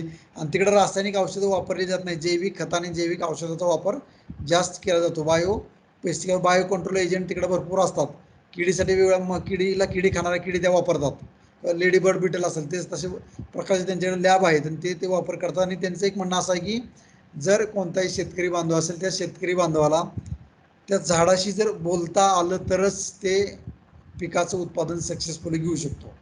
बोलता आलं म्हणजे काय की ज्यावेळेस आपण त्या झाडाचं निरीक्षण करतो त्यावेळेस त्या झाडाला खताची कमतरता आहे, कीड आहे का, रोग आहे का, ते त्याला पाणी पाहिजे, हे जर आपल्याला ओळखता आलं तरच आपण त्या पिकाच्या उत्पादन तंत्रज्ञानामध्ये सक्सेस होऊ शकतो. आणि आपल्याकडे काय की आपल्याकडे पॉलिथिन शीट वापरल्यामुळे आपण त्यांना सगळ्यांना पॉलिहाऊस म्हणतो. आणि ग्रीन हाऊस, आता एक कन्फ्युजन आहे, ग्रीन हाऊस म्हणजे एक कन्सेप्ट आहे. ग्रीन हाऊस म्हणजे काय तर आपण नियंत्रित शेती वापरताना प्लास्टिक वापरून, शेडनेट वापरून किंवा काही तुम्ही मल्चिंग वापरला किंवा नॉन ऑन कव्हर वापरतात त्या कन्सेप्ट म्हणतो. आणि ग्रीन हाऊस कन्सेप्टमध्ये वेगवेगळे प्रकार आहेत. पॉलिहाऊस म्हणजे ज्या ठिकाणी पॉलिथिन वापरली त्याला पॉलिहाऊस म्हणायचं की ज्या ठिकाणी आपण ग्रीन नेट वापरतो त्याला आपण शेड नेट म्हणू शकतो किंवा ग्रीन हाऊस म्हणलं चालतं किंवा त्याला फ्लॅट टाईप शेड नेट किंवा राउंड टाईप शेड नेट म्हणतो आपण. तिथे आपण तिथं नेट वापरून शेड तयार करतो त्यामुळे त्याला आपण शेड नेट असं त्याला आपण संबोधित करतो. नंतर पुढचं असतं की आपण ज्यावेळेस पॉलिहाऊस करतो तर त्या पॉलिहाऊस करता आपण जागेची निवड कशा पद्धतीने केली पाहिजे. तर शक्यतो जमीन फ्लॅट लेवल असेल तर तिथे जागा चांगली असते. खड्ड्यात जर जमीन असेल तर तिथं वातावरण मेंटेन राहत नाही. भरपूर जर पाऊस पडला तर त्या ठिकाणी आपल्या पॉलिहाऊसमध्ये सुद्धा बाहेरून पाणी शिरण्याची शक्यता असते. म्हणजे एखाद्याला जर जमिनी नसेल आणि खड्ड्यामध्ये जर साईट असेल तर त्या ठिकाणी त्याने चारी बाजूने गटर काढायचे, पाणी जर जे असेल तर पाणी निघून जाण्यासाठी. आणि शक्यतो आपल्या पॉलिहाऊसच्या आसपास 10 ते 30 मीटरमध्ये कोणतेही उंच झाड किंवा बिल्डिंग नसली पाहिजे. उंच झाड किंवा बिल्डिंग असेल तर त्याची सावली आपल्या पॉलिहाऊसवर पडते किंवा त्याला जी काही हवा खेळती राहते हवा त्यांना अडवली जाते, हवा व्हेंटिलेशन चांगलं होत नाही. जनरली कसं असतं की आपल्यावरून उदाहरण घ्या की आपल्याला जर हवा चांगली लागली तर आपलं सगळ्या शरीराच्या क्रिया चांगल्या चालतात. तसंच झाडाला जर हवा खेळती लागली, झाड जर हवेनं हल्लं तर त्याला कीड येत नाही, रोग येत नाही आणि त्याचं उत्पादन चांगलं मिळतं. तसंच आपल्याला झाडाचं मेंटेन ठेवणं गरजेचं आहे. त्या ठिकाणी लाईट कंटिन्युअस असली पाहिजे. कंटिन्युअस नसेल तर आपल्याला फवारणी करताना, पाणी देताना आणि फॉगिंग सिस्टीम करताना त्याला लाईट असली गरजेची पाहिजे. आता अलीकडे अशी नवीन टेक्नॉलॉजी पॉलिहाऊस बरोबर त्या सोलर सिस्टीम बसवतात. अल्टरनेट कंटिन्युअस बसलं तर सूर्यप्रकाश पडणार, अल्टरनेट सोलर सिस्टीम म्हणून ते सुद्धा बऱ्याच वेळा काय होतं की त्या सोलर सिस्टीमच्या पॅनलच्या खाली जर झाड आलं तर त्याचं उत्पादन पण तशा अजून त्याला ते मोहेबल चालले अजून. कारण लाईटचं सोल्युशन करू शकतो आणि चांगल्या पद्धतीचं पाणी पाहिजे. पाण्याचं चांगलं म्हणजे कसं तर आपण येणाऱ्या स्लाइडमध्ये बघू. तर आपण शक्यतो पॉलिहाऊसचा आता जागेची पॉलिहाऊसचं स्ट्रक्चर फायनल झालं, आपल्याला नॅचरल पॉलिहाऊस करायचे. नंतर जागा निवड झाल्यानंतर आपल्याला जे पॉलिहाऊस करायचे ते कोणत्या डायरेक्शनला असलं पाहिजे. तर शक्यतो त्याची लांबी असते. लांबी म्हणजे जे गटर असतं जे पाणी वरचं पॉलिहाऊसचं बाहेर जाण्यासाठी आपण केलं असतं गटर हे दक्षिण उत्तर असणं गरजेचं आहे. गटर जर दक्षिण उत्तर नसेल पूर्व पश्चिम असले तर काय होतं, तर पूर्व पश्चिम जर आपला सूर्य पूर्वेकडे येतो आणि पश्चिमेकडे जातो पूर्णपणे ते पूर्व पश्चिमकडे गटर असेल तर ते सावली गटरची एकाच ठिकाणी राहते आणि त्या गटरचा खालचा जेवढा काही एरिया असतो त्याचं उत्पादन मिळत नाही. ते जर तुमचं गटर पाण्याचं दक्षिण उत्तर असेल तर जसं सूर्य पूर्वेकडून पश्चिमेकडे जातो तसं त्याचं सावली इकडे तिकडे हलते. आपल्याला सर्व जमिनीचं, कारण आपण 10 गुंठ्याचं 1000 स्क्वेअर मीटरचं पॉलिश करतो त्यामुळं 1 इंच न इंच जागेतून उत्पादन मिळालं तर आपल्याला त्याचा फायदा होतो. नंतर पॉलिहाऊसची हाईट असते 5.5 ते 6 मीटर असते. म्हणजे जे गटर असतं आपलं मधलं म्हणजे आतमध्ये जे आपण थर्मल टाकतो ते साधारणतः 4 मीटरला असतं आणि वर ते 1.5 ते 2 मीटर. म्हणजे जेवढी तुमची पॉलिहाऊसची उंची जास्त असते तेवढं आतलं वातावरण नियंत्रित राहतं आणि त्या ठिकाणी किड आणि रोग येत नाहीत. आणि जे पॉलिथिनची थिकनेस असते ते आपण बघितली 200 मायक्रॉनची असते. मग आत ज्यांना ज्या शेतकरी बांधवांना शेडनेट करायचे किंवा आतमध्ये आपण ग्रीन टाकू शकतो, व्हाईट टाकू शकतो, आतमध्ये कोणतं पीक आहे त्यानुसार आपल्याला ते सिलेक्ट करायचं असतं. आणि ज्यावेळेस आपण आता फुल शेती फुलं पिकं ही शेडनेटमध्ये येत नाहीत. फुलं पिकाला आपल्याला क्लायमेट नियंत्रित करण्यासाठी पॉलिहाऊस लागतं. शेडनेटमध्ये आपण भाजीपाला पिकाला वापरू शकतो. ही आपलं एक बेसिक डिफरन्स आहे. आणि शेडनेटमध्ये ग्रीन आणि व्हाईट कलर असतो. ग्रीन रिकमेंड करताना शक्यतो आपण नर्सरी पिकासाठी ज्या पिकाची आपल्याला शाखी वाढ फास्ट करायची, नर्सरीची रोपं तयार करायची त्या ठिकाणी आपण ग्रीन किंवा ब्लॅक नेट रिकमेंड करायची. आणि ज्या भाजीपाला पिकांना फक्त उत्पादन घ्यायचे, फुलं लागली पाहिजे, फुलाचं फळाचं रूपांतर, त्यासाठी आपल्याला white insect net recommend 50% shade net recommend करत नाही. कारण त्या 50% शेड नेटमधून रस शोषक कीड थ्रिप्स आहे ते थ्रिप्स आतमध्ये येतो आणि एकदा थ्रिप्स आत आला की वेगवेगळ्या किडींचं प्रसार होतो. त्यासाठी आपल्याला ते टाळणं गरजेचं आहे. शक्यतो जी 40 मेसची इन्सेक्ट नेट व्हाईट नेट असते त्याच नेटमध्ये जर तुम्ही भाजीपाला उत्पादन घेतलं रोपवाटिकेसाठी वापरलं तर त्याचा तुम्हाला फायदा चांगला होतो. नंतर आहे वर्किंग गाईडलाईन्स. म्हणजे ज्यावेळेस शेतकरी बांधव पॉलिहाऊस करतात तर त्यामध्ये रेग्युलर आपल्याला काही काही कामं करायची असतात. तर रेग्युलर काय करायचं असतं, थोडासा हवामान सुरुवातीला सकाळी आपल्याला 9 वाजता साईडचे कर्टन ओपन करायचे. ज्यावेळेस उन्हाळा असेल तर आतली थर्मल नेट साधारणतः 12 ते 4 बंद ठेवायची. कारण वरून सूर्यप्रकाश डायरेक्ट आपल्या पिकावर पडला तर त्यावेळेस ते पिकाला हानिकारक असं. हिवाळा असेल, हिवाळ्यात पूर्णपणे पॉलिहाऊस शेडनेट आतली बाजूला करून ठेवायची. पावसाळा असेल तरी आतली शेडनेट बाजू जेवढी सावली पावसाळ्यात जास्त पडली की तिथं फक्त इंटरनोड डिस्टन्स वाढतो. झाडामध्ये दोन डोळ्यातले इंटरनोड डिस्टन्स कमी होतं. आणि नंतर साईडचे कर्टन दिवसभर ओपन ठेवायचे, संध्याकाळी पूर्णपणे. नंतर थंडीमध्ये सुद्धा तुम्ही आतले जर शेड बंद करून ठेवली तरी आतलं क्लायमेट चांगल्या पद्धतीने मेंटेन होतं. रेग्युलर आपल्याला साधारणतः 3 वेळा खतं द्यायला लागतात आपल्याला, जर आपण मातीमध्ये फुलपिकाची लागवड केली तर. म्हणजे प्रत्येक कंपनी सुद्धा तुला रिकमेंड करते शेतकरी बांधवांना की साधारण तुम्ही सोमवारी खतं द्यायची एकदा, सोमवार नंतर गुरुवारी दिली, गुरुवार नंतर शनिवारी द्यायची. सोमवार मंगळवार मेजर मायक्रोन्यूट्रनचा आणि शनिवारी तुम्ही कॅल्शियम नायट्रेट फेरसचा डोस. प्रत्येक पिकाला कॅल्शियम नायट्रेट लागतं, तशा पद्धतीनं तुम्ही ती खताचं शेड्यूल करायचं. ज्या शेतकरी बांधवांना किंवा तुम्हाला नंतर जरी खताचं शेड्यूल आलं तर आम्ही इथून तुम्हाला तुमचा ग्रुप असेल किंवा जरी रामेतीने आम्हाला कॉन्टॅक्ट केला किंवा तुम्ही आम्हाला डायरेक्ट कॉन्टॅक्ट केला तर आम्ही ते आता खताचं बेसल डोसपासून ते फवारणीचं शेड्यूल किंवा खताचं शेड्यूल आम्ही तुम्हाला देऊ शकतो. तर हे रेग्युलर ऑप्शन. आणि पाणी देताना तुम्हाला अल्टरनेट डे पाणी देणं गरजेचं आहे. जर तुम्ही हायड्रोपोनिक शेती केली की कोकोपीटमधली शेती केली तर त्याला दररोज पाणी द्यायला लागतं. दररोज समजा जरबेरा असेल तर जरबेराला जे फुलाचं झाड आहे ते फुलं उत्पादनाला सुरुवात झाली झाडाची तर एका झाडाला मॅक्झिमम साधारणतः 1.5 ते 2 लिटर पाणी लागतं. तर 1.5 ते 2 लिटर पाणी आपण मातीमध्ये एका वेळेस दिलं तरी चालतं. पण ज्यावेळेस तुम्ही हायड्रोपोनिक्स टेक्नॉलॉजी करता, मातीविनी शेती करता, त्यावेळेस ते 2000 किंवा 2 लिटर पाणी तुम्हाला 200 ml मध्ये साधारणतः 5 वेळेमध्ये डिवाइड करून द्यायला लागतं. तेच जर एकदा पाणी जास्त दिलं तर कोकोपीटमध्ये पाणी जास्त होतं तिथं रूट रॉट हा डिसीज हा रोग येतो. त्यामुळं मातीतलं तंत्रज्ञान आणि मातीविना शेतीचं तंत्रज्ञान फरक आहे. पण आमच्या अनुभवानुसार मातीविना शेतीचं तंत्रज्ञान अलीकडं शेतकरी बांधवांना परवडते आणि त्यातून उत्पादन जास्त मिळते. सांगण्याचा उद्देश काय की ज्यावेळेस आपण मातीतील शेतीपासून मातीविना शेती कोकोपीटची शेती करतो, जर मातीमधल्या शेतीमध्ये अडचणी काय आहेत की मातीमधल्या शेतीमध्ये त्याचा सामू विद्युत वाहकता आपल्याला नियंत्रित करता येत नाही. कधी कधी ॲसिडिक जमीन असते, अल्कलाइन म्हणजे सामू कमी जास्त नसतो. खतं सगळे कधी कधी सगळी पिकाला घेता येत नाहीत. बऱ्याच वेळा खताचं ते सॅच्युरेशन होतं किंवा ते लिच आउट होऊन जातात आणि सगळीचे सगळी खतं त्या झाडाला घेता येत नाहीत. दुसरा तोटा काय होतो मातीमध्ये जमिनीतून येणारे जे काही रोग आहेत, पीथेम असेल फ्युजरम असेल तर तो कंट्रोल होत नाही. एक निमॅटोड असा एक रोग आहे किंवा कीड आहे, याचा सूत्रकृमी आला पिकामध्ये, सूत्रकृमीमध्ये काय होतं की त्या झाडाच्या मुळावर गाठी तयार होतात आणि एकदा गाठी तयार झाली की खालून अन्नद्रव्य वर जात, ते कंट्रोल करणं अवघड जातं. खतं देताना 100% होत नाही. हे सगळं तोटे आहेत ते आपल्याला मातीविना शेती कोकोपीटच्या शेतीमध्ये तोट्याचं फायद्यामध्ये आपल्याला रूपांतर करता येतं. खतं जेवढी काय ते वेळेनुसार त्या पिकाला 100% दिली तर 2 किलो 0 दिलं 2 किलो अवेलेबल होतं. पण इकडे 2 किलो माती दिलं तर किती अवेलेबल सांगता येत नाही. शिवाय मातीतून येणारे रोग त्यामध्ये येत नाहीत आणि हवा खेळती राहिल्यामुळे मुळांची वाढ सुद्धा चांगली होते. मुळांची वाढ चांगली झाली की झाडाचं उत्पादन चांगलं. म्हणजे अशा पद्धतीनं फक्त इनिशियल इन्व्हेस्टमेंट असते ते हायड्रोपोनिक्स टेक्नॉलॉजीमध्ये सुरुवातीला जास्त आहे.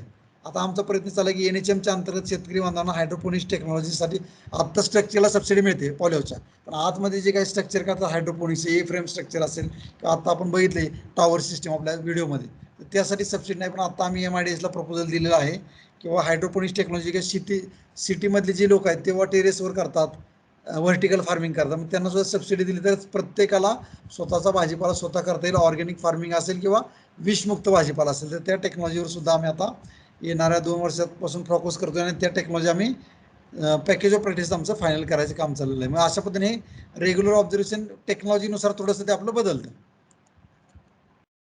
नंतर आता म्हणलं की वॉटर पाण्याचा दर्जा चांगला पाहिजे. म्हणजे आम्ही जनरली रिकमेंड काय करतो, ज्या ठिकाणी कॅनल सिस्टीममध्ये कॅनलचं पाणी वापरलेलं चांगलं असतं, कारण ते जिथं हलतं पाणी असतं किंवा धावतं पाणी असतं त्या पाण्याचा pH आणि EC सामू आणि विद्युत वाहकता न्यूट्रल असते आणि तर न्यूट्रल जेवढं पाणी चांगलं तेवढं त्या झाडाला खतं अवेलेबल होतं आणि झाडाचं उत्पन्न वाढतं. जर तसं नसेल तर तुम्ही विहिरीचं पाणी घ्या. विहिरीचं सुद्धा आपल्याला थोडंसं आपल्याला pH EC असेल किंवा सोडियम बायकार्बोनेटचं टेस्टिंग करूनच आपण वापरणं गरजेचं आहे.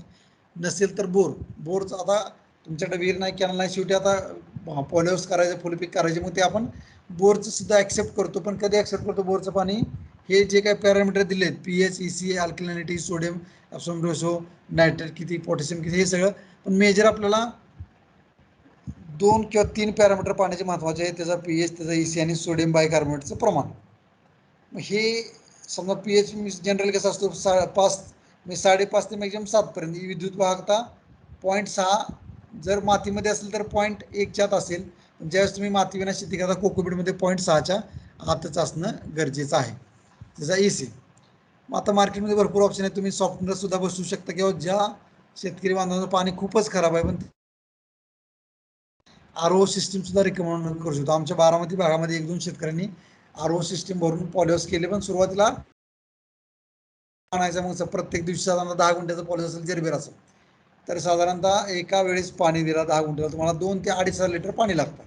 मग तेवढं तुम्हाला आर ओ सिस्टीमची कॅपॅसिटी तशी तुम्हाला कॅल्क्युलेट करायला लागते, त्यानुसार तुम्ही ते पाणी शकतो. पण पाण्याचा पाहिजे, माती चेक करून घेतलं पाहिजे, त्याचे जे काही पॅरामीटर दिलेत पीएच, ईसी, सोडियम, कॅल्शियमचं प्रमाण किती आहे मातीचे, हे सगळं बघूनच आपण त्या शेतीमध्ये सुरुवात करणं गरजेचं आहे. मातीमध्ये तसं न केलं तर आपल्याला जास्त फरक पडत नाही, कारण आपण इन्व्हेस्टमेंट करत नाही. आपल्याकडे शेती असते त्यामध्ये आपण लावतो, पण पॉलिहाऊसच्या शेतीमध्ये आपण 10 लाख घालवलेले असतं, तर त्यासाठी आपल्याला हे मेजर करणं गरजेचं आहे.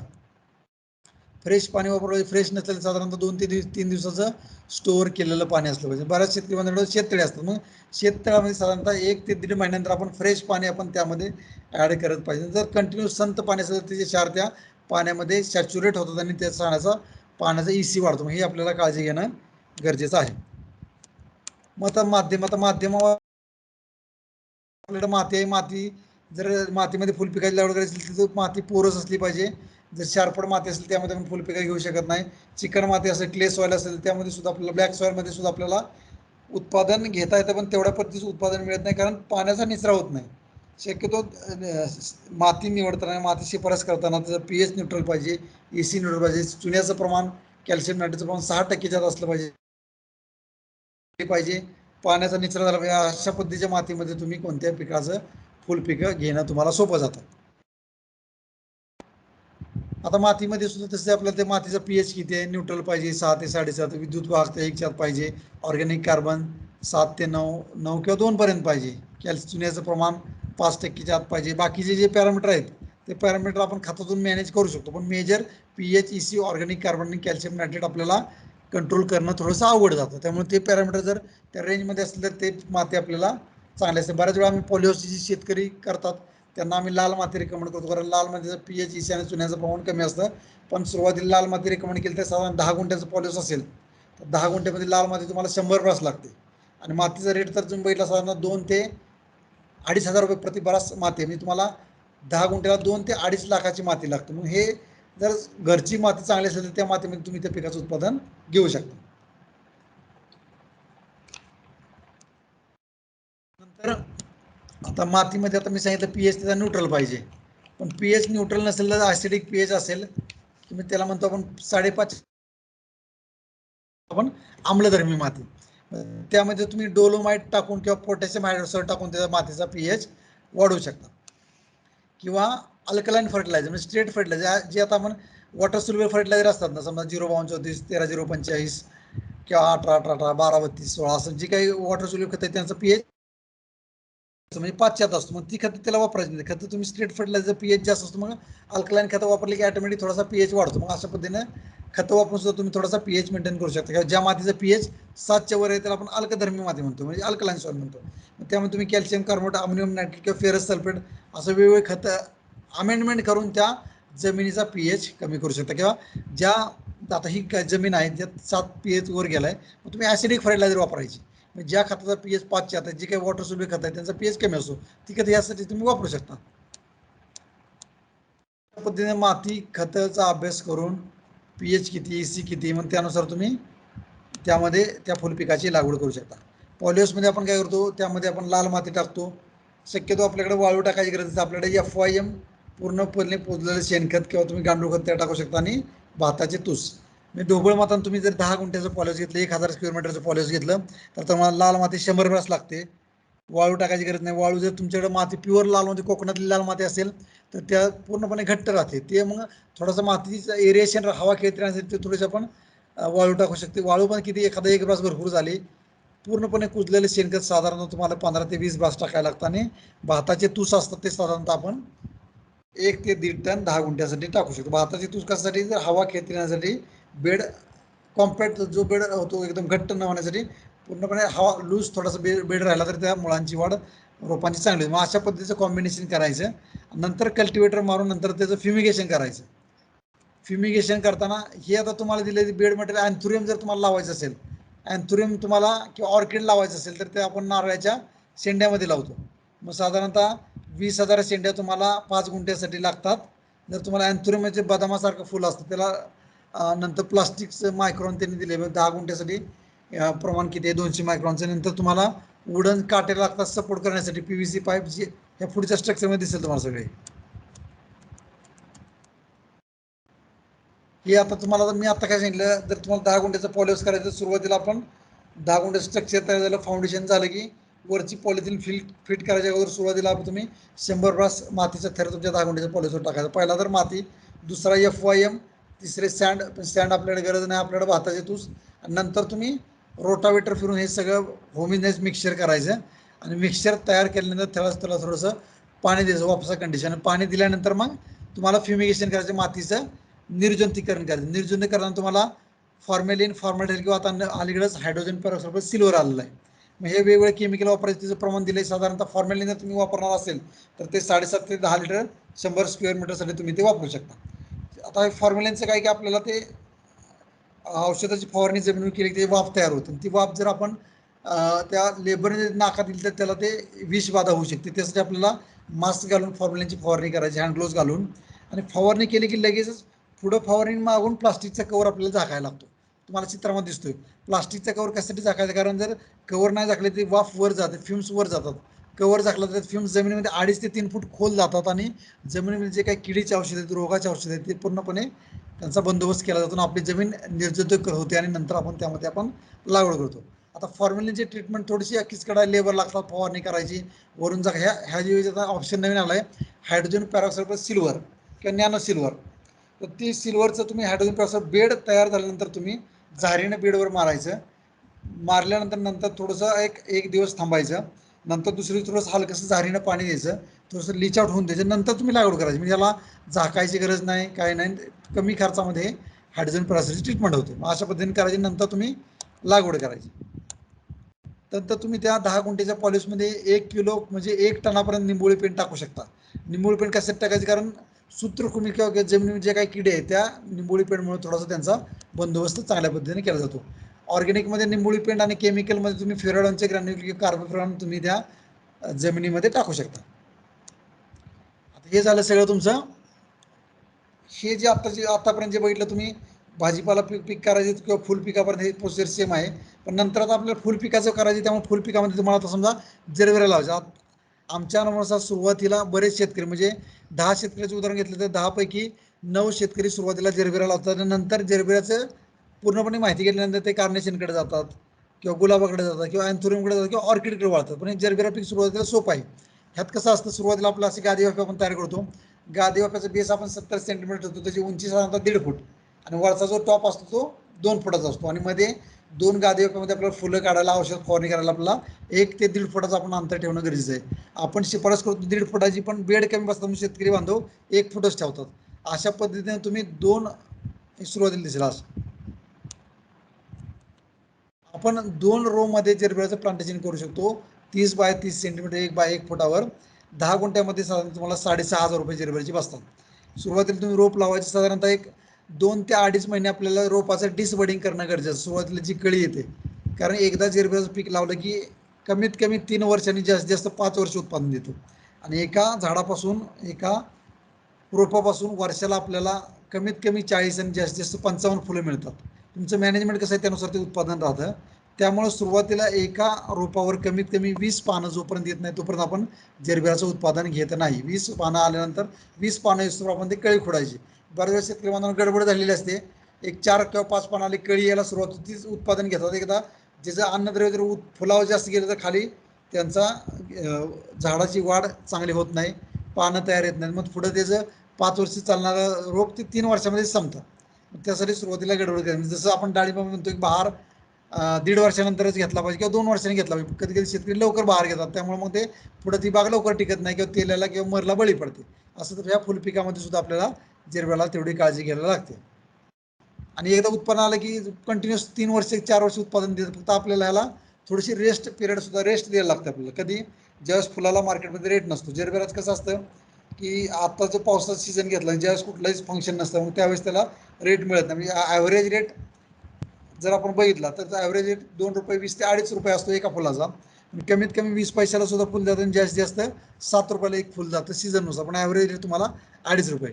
पण ज्यावेळेस 20 पैशाला तुमचं जेरबेराचं फुल जातं त्यावेळेस आपण ते फुलच धरायचे, फक्त आपण कळ्या काढत राहायच्या. झाडाची वाढ, फुलं, पानं फक्त वाढून द्यायची. कळी आले की डिसबडिंग करायचे. बड काढायचं त्याला आपण डिसबडिंग म्हणतो.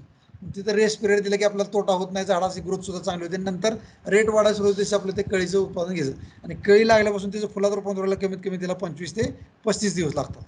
म्हणजे तुमच्या खतावर आहे क्लायमेटवर सुद्धा थोडंसं ते वाढीचं असतं. कधी कधी 20 दिवसात सुद्धा तुझं कळीचं फुलात रूपांतर होतं. मग ते तुमच्या मॅनेजमेंटवर आहे. हे झालं तुमचं जेरबेराचं. नंतर कार्नेशन तुम्हाला आपण कार्नेशनचं काय असतं की आपल्याला जाळी लावायला लागते, स्टेजेस असतात त्याच्या. कार्नेशनमध्ये बेड रुंद असतो, 4 रो एका बेडवर लावतो. साधारणतः तिथं आपण 2 फुटाचा बेड बघितलं, तिथं आपल्याला 2.5 फुटाचा बेड करायला लागतो आणि उंची 25 सेंटीमीटर. लागवड करताना फोटो दिसेल तुम्हाला. हे नंतर अँथोरियम. अँथोरियमला आपल्याला मातीत बेड न करता आपण प्लास्टिकची बेड करतो, त्यामध्ये नारळाचे शेंडे टाकतो आणि त्यामध्ये आपण अँथोरियमची रोपं लावतो. जे आपण साईडला आपल्याला काटे लावायला लागतात त्या बेडच्या सपोर्टसाठी, आणि मध्ये आपण स्प्रिंकलर सिस्टीम करतो त्यामध्ये. बघा हे जेरबेराची लागवड तुम्हाला अशी दिसते, म्हणजे आपण 2 लाईनीमध्ये आपण 30-30 सेंटीमीटरवर ड्रिपर लावतो आणि जेरबेराची लागवड अशी आपण करतो. जो आपण ड्रिपर निवडणार त्या ड्रिपरचा डिस्चार्ज 1.3 लिटर प्रति आवरण असेल तर आपल्याला त्यामध्ये काही अडचण येत नाही पाणी मॅनेजमेंट करण्यासाठी. कार्नेशन लावताना आपण असं कार्नेशन लावतो, 4 रो असतात. सुरुवातीला एक जाळी लावतो आपण, जी जमिनीवर असते ती जाळी असते ती 15 बाय 15 सेंटीमीटर. म्हणजे आपल्याला अल्टरनेट जर रोपं लावली तर आपल्याला 1-1 फुटावर रोपं लावू शकतो आपण. बऱ्याच वेळा आता तुम्ही आता चित्रात बघताय आपण 4 रो केलेत, पण रोपांची संख्या वाढवताना आपण 5वा रो आपण अल्टरनेट मध्ये सुद्धा लावू शकतो. पण मध्ये कधी कधी पाणी कमी पडतं, मग तिथे एक्स्ट्रा लॅटरल टाकायला लागते. पण शक्यतो 2 लॅटरमध्ये पुरेसं होतं. 3 लॅटरल टाकले त्याला पाणी जास्त होतं. साधारणतः 10 गुंठ्याच्या कार्नेशनचे पॉलिहाऊसमध्ये साधारणतः 8 ते 8.5 हजार रोपं आपण बसू शकतो. आणि एका फुलापासून, एका रोपापासून मॅक्झिमम तुम्हाला 8 ते 10 फुलं मिळतात एका वर्षामध्ये कार्नेशनची. हे आता आपण तुम्हाला अँथोरियममध्ये असं आपण बेड करतो आणि त्यामध्ये शेंड्यामध्ये आपण अशी रोपं लावतो आणि मध्ये स्प्रिंकलर ठेवून त्याचं आपण मॅनेजमेंट करतो. नंतर असतो तो बेसल डोस. बेसल डोस थोडासा पिकानुसार बदलतो. सुरुवातीला बेसल डोसमध्ये आपल्याला SSP single super phosphate, magnesium sulphate, magnesium nitrate आपल्याला ह्या जेरबेरासाठी टाकायला लागतं. आणि कार्नेशनमध्ये ती खतं प्लस आपल्याला शक्यतो वॉटर सोल्युबल खतं आपण ड्रीप चालू करून दिली तर त्यावेळेस चालतं. पण सुरुवातीला जे काय आपण स्ट्रेट फर्टिलायझर म्हणतो, निंबोळी पेंड असेल, ही काय DAP असेल, किंवा जी खतं SSP असेल, मॅग्नेशियम सल्फेट असेल, कॅल्शियम नायट्रेट, बोरॉन, हे आपण डायरेक्ट तुम्ही सुरुवातीला जमिनीमध्ये दिली तर ते चांगलं पडतं फळ. अशा पद्धतीने आपण बेसल डोस त्यामध्ये आपण टाकू शकतो. आणि नंतर आपण शक्यतो आपण बेसल डोस टाकल्यानंतर आपण पिकं लागवड केल्यानंतर शक्यतो पहिले 10 ते 15 दिवस आपण शावरिंग करून किंवा आपण ड्रेंचिंग करूनच रोपं वाढवणं गरजेचं. जर आपण ड्रीप चालू केली तर बघा जर काय होतं सुरुवातीला, तर ज्या ठिकाणी ड्रीपचं पाणी पडतं त्या ठिकाणी मुळं जास्त ओढली जातात, चारी बाजून मुळांची वाढ सारखी होते. जर आपण ड्रेंचिंग सेम पाणी मिळतं आणि मुळांची वाढ चांगल्या पद्धतीने होते. हे तुम्हाला प्लांट पॉप्युलेशन दिले, म्हणजे रोपातलं अंतर किती असलं पाहिजे, रो टू रो ओळीतलं अंतर किती असलं पाहिजे, आणि 10 गुंठ्यामध्ये पर स्क्वेअर मीटर किती रोपं बसू शकतात आणि per square metre plant population किती असतं. आता उदाहरण आपण जेरबेराचं घेऊया. जेरबेरातलं रो टू रो म्हणजे 2 ओळीतलं अंतर 37 सेंटीमीटर पाहिजे, 2 रोपातलं अंतर 30 सेंटीमीटर, आणि पर स्क्वेअर मीटर म्हणजे 1 बाय 1 मीटरमध्ये तुमची 6 रोपं बसली तरच आपल्याला ते परवडतं. अशा पद्धतीने शिफारस केलेलं अंतर आहे, त्यानुसार तुम्ही जेरबेरा, कार्नेशन, गुलाबाचं पॉलिहाऊसमधलं अंतर असतं ते कमी असतं. ते साधारणतः आपल्याला 2 ओळीतलं अंतर असतं ते 45 सेंटीमीटर, 1.5 फूट, आणि 2 रोपातलं अंतर 20-20 सेंटीमीटर किंवा 18-18 सेंटीमीटरच आपल्याला लागवड करायला लागते. तुम्ही म्हणणार गुलाब 18 सेंटीमीटरवर लागवड एवढे कसे वाढवणार, कारण गुलाब आपण फक्त स्ट्रेट वाढवतो. ओपनच्या गुलाबामध्ये आपण अंतर ठेवताना आपण जास्त अंतर ठेवतो, त्यामध्ये तुम्ही 3 बाय 3 किंवा 2 बाय 2 फुटावर गुलाब ओपनचा लावू शकता. पण पॉलिहाऊसमधल्या गुलाबामध्ये आपण स्ट्रेट आणि फक्त आपण 2च किंवा 3च फांद्यावर वाढवतो, त्याच्यावर आपण फुलं घेत राहतो स्ट्रेट. आणि मार्केटमध्ये गुलाबाची दांडी कमीत कमी 2 फुटाच्या वर असेल तर त्याला रेट चांगला मिळतो. आणि कंटिन्यूसमध्ये आपण बेंडिंग करतो, मग त्यामध्ये 3-4 फांद्याला की वीक फांदी असते ती बेंड करतो, चांगली फांदी वर वाढवतो. त्यामध्ये बेंडिंग ऑपरेशन थोडंसं किचकट असते, ते जे शेतकरी बांधवांनी तेच ते गुलाबामध्ये सक्सेस होतं. बेंडिंग म्हणजे आपण काय होतं, फांदी वीक असते आपण असे पिरगळतो, ट्विस्ट पिरगळून आपण थोडंसं बेंड करतो. मोडत का नाही, मोडली तर फांदी त्याचे न्यूट्रिएंट वाया जातात. बेंडिंग केल्यामुळे जे काही खाली फांदी वाकली असते न्यूट्रिएंट परत माघारी रोपात जातात, आणि ते न्यूट्रिएंट परत त्या फुलासाठी सपोर्ट करतात. मग अशा पद्धतीने वेगवेगळ्या पिकामध्ये वेगळी इंटरकल्चरल ऑपरेशन आहेत. हे कार्नेशनमध्ये आपल्याला असे 3 जाळ्या सुरुवात लावाव्या लागतात. पहिली 7.5 सेंटीमीटर, दुसरी जा प्रत्येक जाडीचा जो घेरा म्हणतो आपण डायमीटर, सुरुवातीस 7.5 बाय 7.5 सेंटीमीटरची जाळी असते, दुसरा असतो तो 10 सेंटीमीटर. प्रत्येकाचा गोल वाढत जातो. तिसरी किंवा चौथी जाळी आपली 12 सेंटीमीटरची काढतो, कारण ज्यावेळेस आपलं फुल वर जातं तसं ते फुल इकडे तिकडे थोडंसं वीक असतं. जर आपण जाळी नाही लावली तर फुल दांडा मोडण्याची शक्यता असते. त्यामुळे आपण ते सपोर्ट सिस्टीमसाठी आपण वेगवेगळ्या जाळ्या आपण वेगळ्या अंतरावर लावतो. अशा पद्धतीने आपण कार्नेशनमध्ये इनिशियल इन्व्हेस्टमेंट ही सपोर्ट सिस्टम तुम्हाला चित्रात दिसते, त्याला 10 गुंठ्याला साधारणतः 1.5 ते 2 लाख खर्च जास्त येतो. ते जास्त पण प्रॉफिट जर बघितलं, जरबेराचं आपल्याला काय होतं, ॲव्हरेज प्राईस मी सांगितलं ₹2.20 ते ₹2.5. पण कार्नेशनची ॲव्हरेज फुलाची प्राईस वर्षभराचं ॲव्हरेज काढलं तर ₹3.5 पासून ₹4, म्हणजे कार्नेशनमध्ये प्रॉफिट जास्त आहे. तेच ह्याच्याऐवजी तुम्ही अजून ऑर्किड पीक घेतलं, ऑर्किड म्हणजे तुम्हाला नारळाचे शेंड्यावरच घ्यायला लागतं, पण त्याचं इनिशियल इन्व्हेस्टमेंट जास्त आहे. एकदा ऑर्किड तुम्ही लावलं तर साधारण तुम्ही एक 6 ते 7 वर्ष चालतं, आणि त्याचा दर असतो ॲव्हरेज फुलाचा ₹8च्या आत कधीच येत नाही, आणि त्याला कीड आणि रोग सुद्धा कमी असतो. प्रत्येक पिकानुसार तुझे थोडे तोटे आणि फायदे आहेत. मग हे आपण जनरल शेड्यूल दिलेलं आहे. जर कोणाला हे आता कुठल्याही जरबेरात कार्नेशन, गुलाब, कोणत्याही फुलपिकामध्ये सुरुवातीचं 21 दिवसाचं आपण शेड्यूल आहे. 21 दिवस आपण त्याला झाडाला ड्रेंचिंगच करून, आळवणी करून, आणि 21 दिवसानंतर आपण ड्रिप चालू करतो.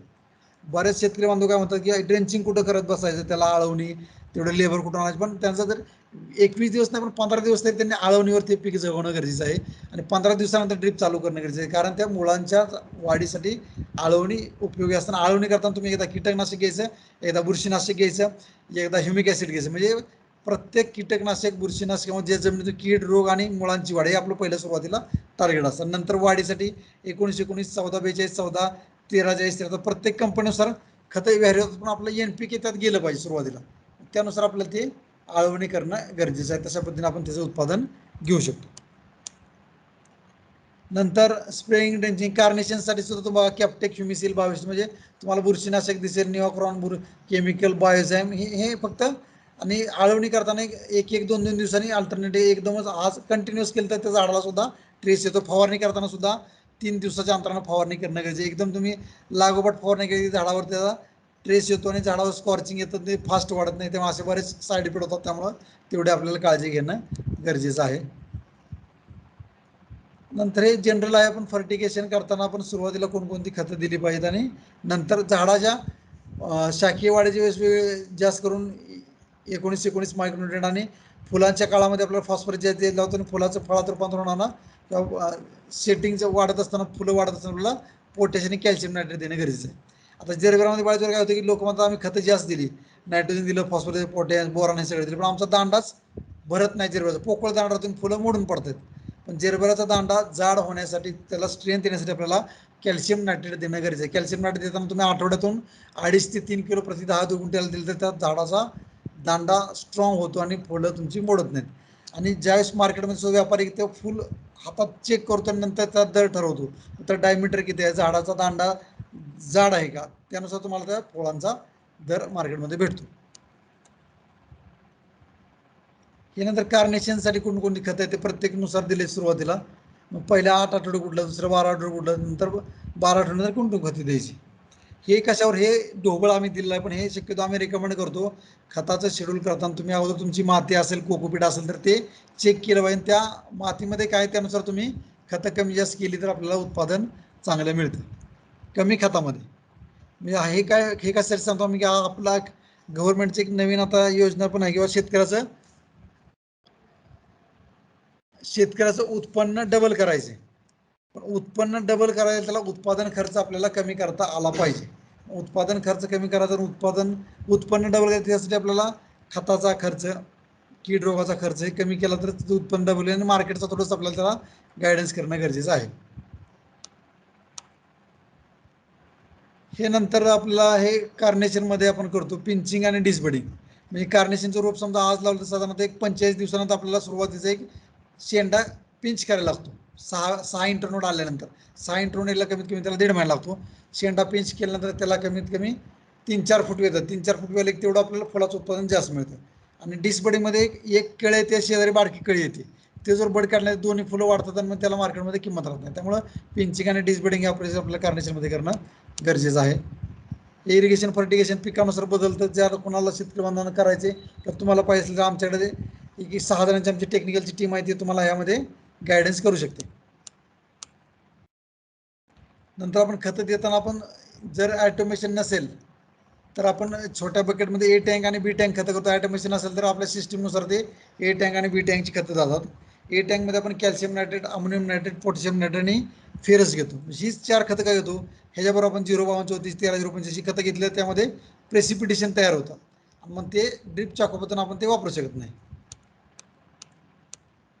आणि बी टँकमध्ये मग आपण राहिलेली खतं आपण सगळी बी टँकमध्ये घ्यायची. जी काय दिली तुम्हाला स्क्रीनवर दिसतात ते potassium nitrate, mono potassium phosphate, borax, zinc sulphate, copper, sodium, molybdenum ही सगळी खतं आपण बी टँकमध्ये घ्यायची.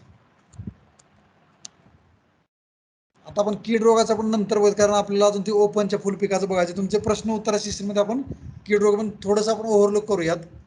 म्हणजे जनरली भाजीपाला पिकामध्ये आणि फुल पिकामध्ये ह्या मेजर किडे असतात. म्हणजे ॲफिड्स म्हणतो आपण. ॲफिड हा जास्त जरबेरामध्ये सुद्धा येतो, भाजीपाला पिकामध्ये येतो आपण. ॲफिडसाठी मग वेगवेगळ्या मार्केटमध्ये वेगवेगळे औषध पण आपण मेटासिस्ट किंवा वर्टिमिक आपण त्याचा कंट्रोलसाठी रिकमेंड करतो. मग ते काय करतं, रस शोषून घेतो आणि त्याच्या शरीरातून एक स्त्राव बाहेर पडतो. त्यामुळे आपल्या पानावर, फुलावर सुद्धा किंवा फळावर सुद्धा असं एक काळा लव तयार होते. त्यामुळे आपल्या त्या मार्केटची क्वालिटी त्या फुलाची कमी होते. पांढरी माशी येते. पांढरी माशीमुळे सुद्धा ते रस शोषक किडे, मग त्यासाठी सुद्धा लॅनेट असेल, रोगार असेल, कॉन्फिडॉर, प्राईड, मेलथिन अशी वेगवेगळ्या औषधाची तुम्ही फवारणी घेऊ शकता. नागाळी सुद्धा जरबेरावर असेल, जरबेरावर जास्त येते. ती तुम्हाला असं पानावर वाकडे तिकडे डिझाईन नागाळी येते, त्या नियंत्रणासाठी तुम्ही निऑन, क्लोरोपायरिफॉस, ॲसिफेट, मेटासिट, डेसिस असे वेगळे औषध तुम्ही त्यामध्ये वापरू शकता. थ्रिप्स ही सर्व भाजीपाला पिकामध्ये, फुलकिडामध्ये थ्रिप्समुळे फुलामध्ये आपल्या पाकळ्याचं असं डिस्कलरेशन होतं, कलर जातो. मग त्यावेळेस त्यामध्ये थ्रिप्समुळे व्हायरस सुद्धा भाजीपाला पिकामध्ये जास्त पसरतो. हे रिजन कॉन्फ्रेज औषध तुम्ही त्यामध्ये वापरू शकता. आणि आता जो तुम्ही टोमॅटोमध्ये एक व्हायरस आता 2-3 महिने आता बऱ्याच पिकामध्ये बऱ्याच शेतकऱ्यांचं प्लॉटचे प्लॉट टोमॅटोमध्ये गेलं तर ते थ्रिप्समुळे गेले, व्हायरसमुळे गेलं. व्हायरस कसा येतो, जर तुमची रोपवाटिका चांगली नसेल, रोपवाटिकेमध्ये इन्सेक्टेंट नसेल, कोणी कधी आतमध्ये येत असेल, दरवाजा उघडा असेल, तिथं ह्या व्हायरस जास्त करून तुमच्या रोपवाटिकेमध्ये येतो. त्यामुळं शक्यतो रिकमेंड करताना हायटेक नर्सरी ज्या ठिकाणी त्या शेतकऱ्याला सगळी माहिती आहे किंवा जो काही नर्सरीधारक आहे त्याला पूर्णपणे प्रोटोकॉल माहीत असणं गरजेचं आहे. रोपं कशी तयार करायची किंवा फुलपिकांची सुद्धा रोपं घेताना जे काय हायटेक पॉलिओ ज्यांच्याकडे ज्यांना अनुभव आहे त्यांच्याकडूनच आपण रोपं घेणं गरजेचं. जसं की के बायो प्लांट असेल किंवा रायझन शाईन असेल, त्यांच्याकडे ह्या सर्व फुलपिकांची पॉलिसीमध्ये रोपं मिळतात. लाल कोळी असतं, लाल कोळी सुद्धा कधी असतं, टेम्परेचर तुमचं जास्त गेलं 35 डिग्रीच्या वर, तर त्यावेळेस लाल कोळीचं इन्फेक्शन त्या ठिकाणी होऊ शकतं. हे सायक्लोमाइड्स हा एक वेगळ्या प्रकारचा माइट आहे, तो सुद्धा जरबेरामध्ये इतर पिकामध्ये तो येत नाही. आळी असते, आळी सुद्धा त्या आपल्या झाडाची पानं खाते किंवा पाकळ्या सुद्धा खाते. मग पाकळ्यासाठी तुम्हाला लॅनेट, लार्विन, डेसिस किंवा आवांट असं वेगवेगळ्या प्रकारची औषधं आहेत. ती औषधं वापरून तुम्ही किंवा प्रोक्लेम ही औषधं वापरून तुम्ही आळीचं नियंत्रण करू शकता. हे निमेटोड बघितलं, निमेटोड आले की तुमची असे खाली मुळावर गाठी येतात, तुमची झाडाची पानं पिवळी पडतात, वाकडे तिकडे होतात. मग ते निमेटोड येऊ नये म्हणून आपण सुरुवातीला निंबोळी पेंड आपण बेसल डोसमध्ये टाकली पाहिजे. किंवा आल्यानंतर आमच्याकडे एक कृषी विज्ञान केंद्रामध्ये पॅसिलोमायसिस आहे. पॅसिलोमायसिस तुम्ही डाळिंबामध्ये असेल, इतर फळ पिकामध्ये, भाजीपाला पिकामध्ये, वांग्यामध्ये असेल किंवा फुल पिकामध्ये हे पॅसिलोमायसिस वापरून तुम्ही निमेटोडचं नियंत्रण चांगल्या पद्धतीने करू शकता. असं तुम्हाला गाठी दिसतात त्या निमेटोडचं. ग्राउंड रॉट हे कधी होतं, तुम्हाला पाण्याचं व्यवस्थापन व्यवस्थित करता नाही आलं, पाणी जास्त तिथं कुंड, हे ज्यावेळेस माती विनाशी ते हायड्रोपोनिक्समध्ये करतात की हा ग्राउंड रॉट जास्त होतं. मग त्यासाठी तुम्हाला जी आंतरबाह्य बुरशीनाशक असतात ते तुम्हाला ड्रेंचिंग करायला लागतं. ॲलेट असेल, वायोस्टिन असेल किंवा किंवा बेंडलेट, हे ड्रेंचिंग केलं तर तुमचा ग्राउंड रॉट. पण ह्याला लक्ष ठेवायचं की त्या झाडाच्या बुंद्यामध्ये पाणी गेलं नाही पाहिजे. तुमचा ड्रिपर पेगर त्यापासून थोडासा लांब असला पाहिजे. फ्युजर आहे. अल्टरनेट लिफ स्पॉट आहे, ह्या सुद्धा मिरचीमध्ये जास्त येतो. हा कधी येतो जास्त, अल्टरनेट लिफ स्पॉट जर तुमचं वातावरण जास्त आर्द्रतायुक्त जर आर्द्रता तुमच्या 80% वर गेली तर अशा प्रकारचा रोग तुमच्या त्या पॉलिसमध्ये येऊ शकतो. त्यासाठी तुम्ही डायथेनियम 45 किंवा क्विंटॉलचा स्प्रे घेऊ शकता. हे बॉट्रेटिस म्हणून एक आहे. बॅक्टेरियल ब्लाइट म्हणजे करपासारखा असतो. म्हणजे आता डाळिंबामध्ये कसा ब्लाइट आहे तसं तो ह्यामध्ये जीवाणूजन्य करपा ह्याला आपण म्हणतो. हे सुद्धा आर्द्रता कमी जास्त झाली, टेम्परेचर कमी झालं तर अशा प्रकारची फुलावर सुद्धा येतो आणि हा पानावर सुद्धा येतो. पावडरी मिल्यू हा सुद्धा आर्द्रता कमी, आर्द्रता फ्लक्च्युएशन झाले की पावडरी मिल्यू पानावर पावडर सारखा थर तयार होतो, फोटोसिंथेसिस होत नाही, झाडाची वाढ तुमची पूर्णपणे थांबते. त्यामुळे त्याच्या नियंत्रणासाठी तुम्ही डायथेनम किंवा क्विंटॉलचा फवारणी घेऊ शकता, किंवा लिक्विड सल्फर असेल किंवा सॉलिड लिक्विड दोन्ही सल्फर मार्केटमध्ये मिळतात. गुलाबामध्ये हा जास्त पावडर मिल्यू येतो थंडीमध्ये. म्हणजे डिफिशियन्सी दिलेला आहे, म्हणजे नंतर डिफिशियन्सी असेल तर काय होतं, फॉस्फरस असेल तर काय होतं, पोटॅशचं असं दिसतं. असं प्रत्येकाचं कॅल्शियममुळे काय होतं, मॅग्नेशियममुळे काय, ह्याच मला सगळं बेसिक माहिती आहे, ह्याच्यावर जास्त काही फोकस करत नाही. आता ओपनची 1-2 पिकं आहेत, आपण थोडक्यात बघूयात.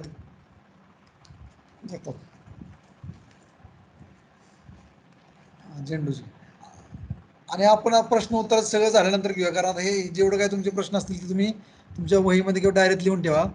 ओपनच्या मध्ये थोडक्यात आपण आता झेंडूचं बघूयात सुरुवातीला. झेंडू नंतर एक ग्लॅडिओलस आहे.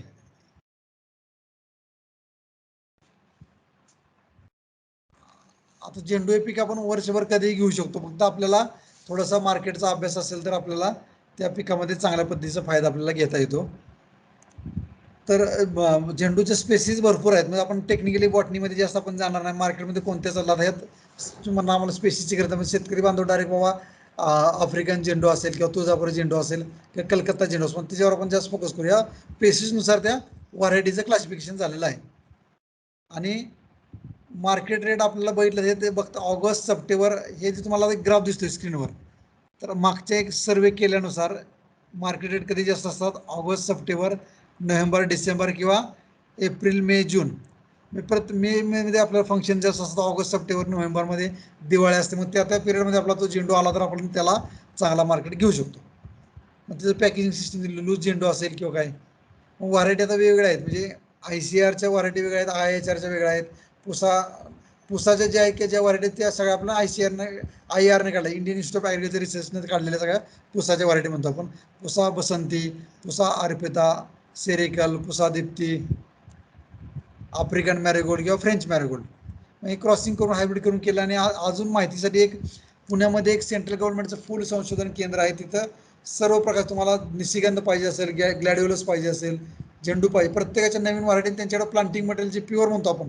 आता निशिगंधामध्ये उदाहरण घेतलं आपण तर मार्केटमध्ये 2 व्हरायटी आहेत तुम्ही जर बघायला गेलं तर, त्यामध्ये सिंगल पेटल आणि डबलच्या.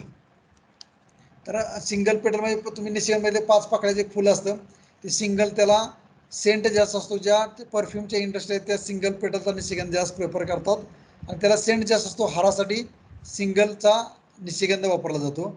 आणि जो डबलच्या व्हरायटी म्हणतो पण दांडा जास्त असतो आणि त्याला डबल पाकळीचं फुल असतं, पण त्याला वास कुठलाच नसतो, फक्त ते दिसण्यासाठी बुकेसाठी डबलचा निशिगंध वापरतो. असं प्रत्येक थोडीशी आपण माहिती करून घेतली तर आपल्याला त्या फुल पिकाचं आपल्याला शेतकरी बांधवांना चांगल्या पद्धतीने माहिती देता येईल.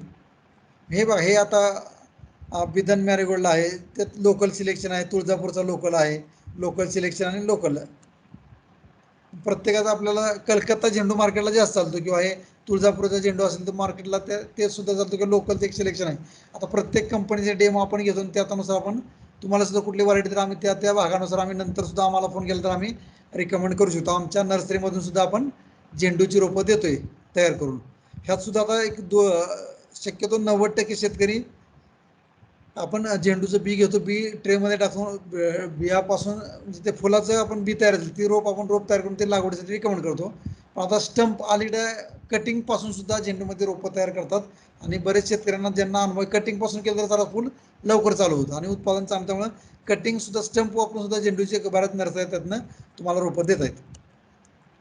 मग लागवडीचे बेसिक सगळ्यांमध्ये इतर फुल पिकाचं आहे तसं त्याला आपण pH न्यूट्रल पाहिजे, EC टेम्परेचर 15 ते 35 डिग्रीच्या आसपास पाहिजे, वातावरण आपण थोडंसं जास्त ह्युमिड पण नाही पाहिजे, जास्त तापमान नसल्याशिवाय, आणि जमीन असेल ती चांगली भुसभुशीत पाहिजे, निचरा होणारी पाहिजे, पाणी धरून ठेवण्याची क्षमता चांगली, अशी जमीन आपण त्यामध्ये आपण या झेंडूची लागवड आपण करू शकतो. झेंडू लागवड करताना आपण लेट खरीप जसं आपण कांदा लागवड करतो तसं आपण लेट रेन्समध्ये करू शकतो, हे हिवाळ्यामध्ये करू शकतो आणि उन्हाळ्यामध्ये. मग हे जनरल तुम्हाला जर लागवड करताना स्वतःची रोपं स्वतः तुम्ही करणार असलं तर जूनमध्ये रोपं टाकायची, जुलैमध्ये लावायची. विंटरमध्ये सप्टेंबरमध्ये लावली, ऑक्टोबरमध्ये तुम्ही रोपं लावली बरोबर नोव्हेंबरला दिवाळीमध्ये तुमची रोपं फुलं यायला तयार असतात. समरमध्ये जानेवारी फेब्रुवारीमध्ये लावली तर फेब्रुवारी म्हणजे लागवड केल्यापासून डोक्यामध्ये एवढंच ठेवायचं की 40 ते 45 दिवसापासून त्याची फुलं चालू होणार, त्यानुसार तुम्ही सण बघून तुम्हाला ह्या झेंडूची लागवड करायची. अशा प्रकारचं बी असतं ते बी आपण ट्रेमध्ये टाकतो. 70चा ट्रे असतो किंवा 102 कपाचा ट्रे, त्यानुसार तुम्ही बी तयार करायचं आणि नंतर त्याची साधारणतः ज्यावेळेस आपण शक्यतो डायरेक्ट सीड कोण लावत नाही, कारण जर्मिनेशन पर्सेंट कमी असतं. रोपं तयार करायची आणि नंतर रोपं तयार करून साधारणतः झेंडूचं लागवडीचं अंतर असते 40 बाय 30 सेंटीमीटर किंवा 60 बाय 45 सेंटीमीटरमध्ये रोपं बुरशीनाशकामध्ये किंवा ट्रायकोडर्मामध्ये ट्रीटमेंट करूनच आपण त्याची लागवड करायची. म्हणजे नंतरची मर त्यामध्ये येत नाही. किंवा कटिंग सुद्धा असे कटिंग करून सुद्धा आपण लागवड करू शकतो. कटिंग करायचं असेल तर साधारणतः एका हेक्टरला तुम्हाला 35,000 कटिंग लावायला लागतात. कटिंगला लवकर मुळं पडण्यासाठी त्याला IBA किंवा NA ची ट्रीटमेंट करायची, म्हणजे त्याला लवकर मुळं पेटतात. आणि ते ट्रेमध्ये लावून कटिंग नंतर त्याला रोप कटिंगपासून रोपं तयार व्हायला कमीत कमी 40 दिवस लागतात आणि बियापासून रोपं तयार व्हायला 35 दिवस, म्हणजे 35 ते 40 दिवसामध्ये तुमची रोपं तयार होतात आणि त्यानुसार तुम्ही रोपांची लागवड त्यामध्ये करू शकता. असंच एक स्टँडर्ड रोप आहे की ज्याला पांढरी मुळं चांगली असतात. रोपाची हाईट साधारणतः 8 ते 10 सेंटीमीटर रोप आपण लागवडीसाठी निवडायची. त्याला 5 ते 6 पानं चांगली आलेली असली, ती डार्क ग्रीन असली पाहिजे. असे ट्रे असतात त्याची आपण लागवड करतो. बेसरमध्ये आपण 10 ते 15 टन शेणखत टाकतो. गादी वाफे तयार करून ड्रिपवर आपण लागवड करतो. अशा पद्धतीने गादी वाफे करून अल्टरनेट आपण एक 45 सेंटीमीटर किंवा 30-30 सेंटीमीटर त्याची आपण झेंडूची लागवड करू शकतो. असं गादी वाफे. खतामध्ये आपल्याला त्यामध्ये मायक्रोन्युट्रिएंटचे किंवा फॉलिअर ॲप्लिकेशन सुद्धा सुरुवात इनिशियल करू शकतो, आयर्न सल्फेट किंवा झिंक सल्फेटचं. आणि सुरुवातीला आपल्याला एक पिंचिंग करणं गरजेचं आहे झेंडूमध्ये. पिंचिंग कधी 35 दिवसाला आणि 5-6व्या दिवशी, म्हणजे पिंचिंग केल्यामुळे त्याला जास्त फुलदांडी येतात आणि आपलं उत्पादन वाढतं. अशा प्रकारे आपण आंतरपीक म्हणून ऊसामध्ये आपण झेंडूचं पीक घेऊ शकतो. अशा प्रकारे झेंडूचं प्लॉट आहे ना, असं हार्वेस्टिंग करून आपण त्यामध्ये पॅकिंग करू शकतो. आणि उत्पादन आपण आफ्रिकन मॅरीगोल्ड घेतलं तर त्याला 15 ते 20 टन प्रति हेक्टरी फुलं मिळतात आणि फ्रेंच मॅरीगोल्ड असेल तर त्याला 12 ते 15 टन प्रति हेक्टरी फुलं मिळतात. आता कीड रोगाचा आपण जास्त काही घेणार नाही. कीड रोग आपण ते मग असे बघितले तसेच आहेत ते. यानंतर आपलं पुढचं पीक आहे, असं आपण लूजमध्ये बघतो. नंतर आपण ग्लॅडिओलस बघू. आता आपण हे ग्लॅडिओलस पीक आहे ते शक्यतो आपण हिवाळ्या सीझन मधलं पीक असायला समजून, ह्याला मार्केटमध्ये रेट सुद्धा चांगले असतात. म्हणजे बुके कंटिन्युअस कट फ्लावर म्हणून आहे. आणि ह्याच्या प्रोसेसिंगसाठी सुद्धा ह्याच्या ज्या परफ्यूम इंडस्ट्री आहेत त्या परफ्यूम इंडस्ट्रीसाठी सुद्धा ह्या स्टेमला डिमांड आहे. बुकेमध्ये सुद्धा ग्लॅडिओलस भरपूर चालतो. हे सुद्धा आपण मार्केटला बघितलं तर जानेवारी फेब्रुवारीमध्ये जास्त असतं, नंतर जून जुलै आणि सप्टेंबर नोव्हेंबर, त्यानुसार आपल्याला ते साधारणतः एक 5 महिन्याचा पण ह्याला फिक्स म्हणलं जातं. म्हणजे विद्यापीठात सुद्धा वेगळ्या जाती आहेत, ICARच्या वेगळ्या जाती आहेत, त्यानुसार आपण त्याची लागवड करतो. ह्या वेगवेगळ्या जाती दिलेल्या आहेत. म्हणजे IRIच्या गुंजन आहे, नीलम आहे, किंवा IHRच्या बेंगलोरच्या आर्का, अमर, आर्का, नवर. म्हणजे जनरली आर्का म्हणून ज्या काही जाती असतात भाजीपाला फुलपिकाच्या, त्या Indian institute of horticulture research त्यांच्या असतात. आणि आर्का असतात त्या, आणि पुसा ज्या असतात त्या Indian institute of agriculture research असतात. मग महात्मा फुले कृषी विद्यापीठाने सुद्धा ग्लॅडिओलसच्या जाती काढलेत. श्री गणेश, फुले नीलरेखा, फुले तेजस. आणि हे जे सुरुवातीला कसं असतं, प्लांटिंग मटेरियल तुम्ही सिलेक्ट करताना जेवढं चांगलं करता तेवढं तुमचं उत्पादन डिपेंड असतं. म्हणजे आपण हे ग्लॅडिओलचे कॉम म्हणतो आपण, ते कंद असतात. कंद साधारणतः 2 महिन्याचे किंवा 1.5 महिन्याचे रेस्ट केलेले कंद असेल तर त्याला उत्पादन चांगलं मिळतं. रेस्ट केलेले नसेल तर मग त्याला उत्पादनाला थोडासा फरक पडतो. तर निशिगंधामध्ये सुद्धा कंद रेस्ट केलेले असेल तर त्याला विश्रांती पिरियड असेल तर त्याचं उत्पादन आपल्याला चांगलं मिळतं.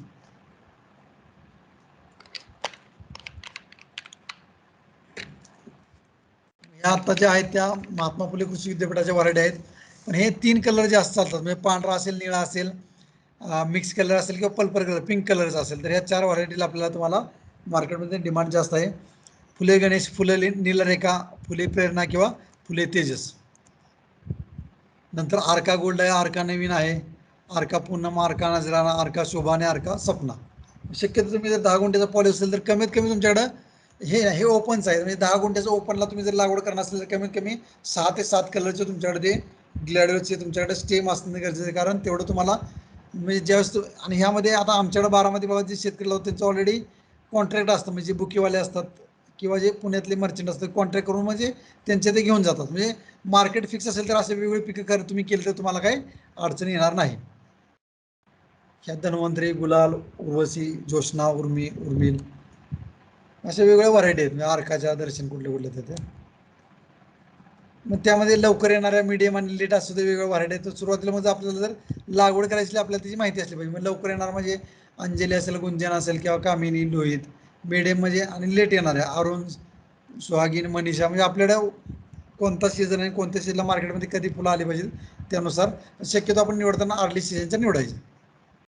हे एवढ्या सगळ्या व्हरायटी आपण ग्लॅडवेलची लागवड करू शकतो.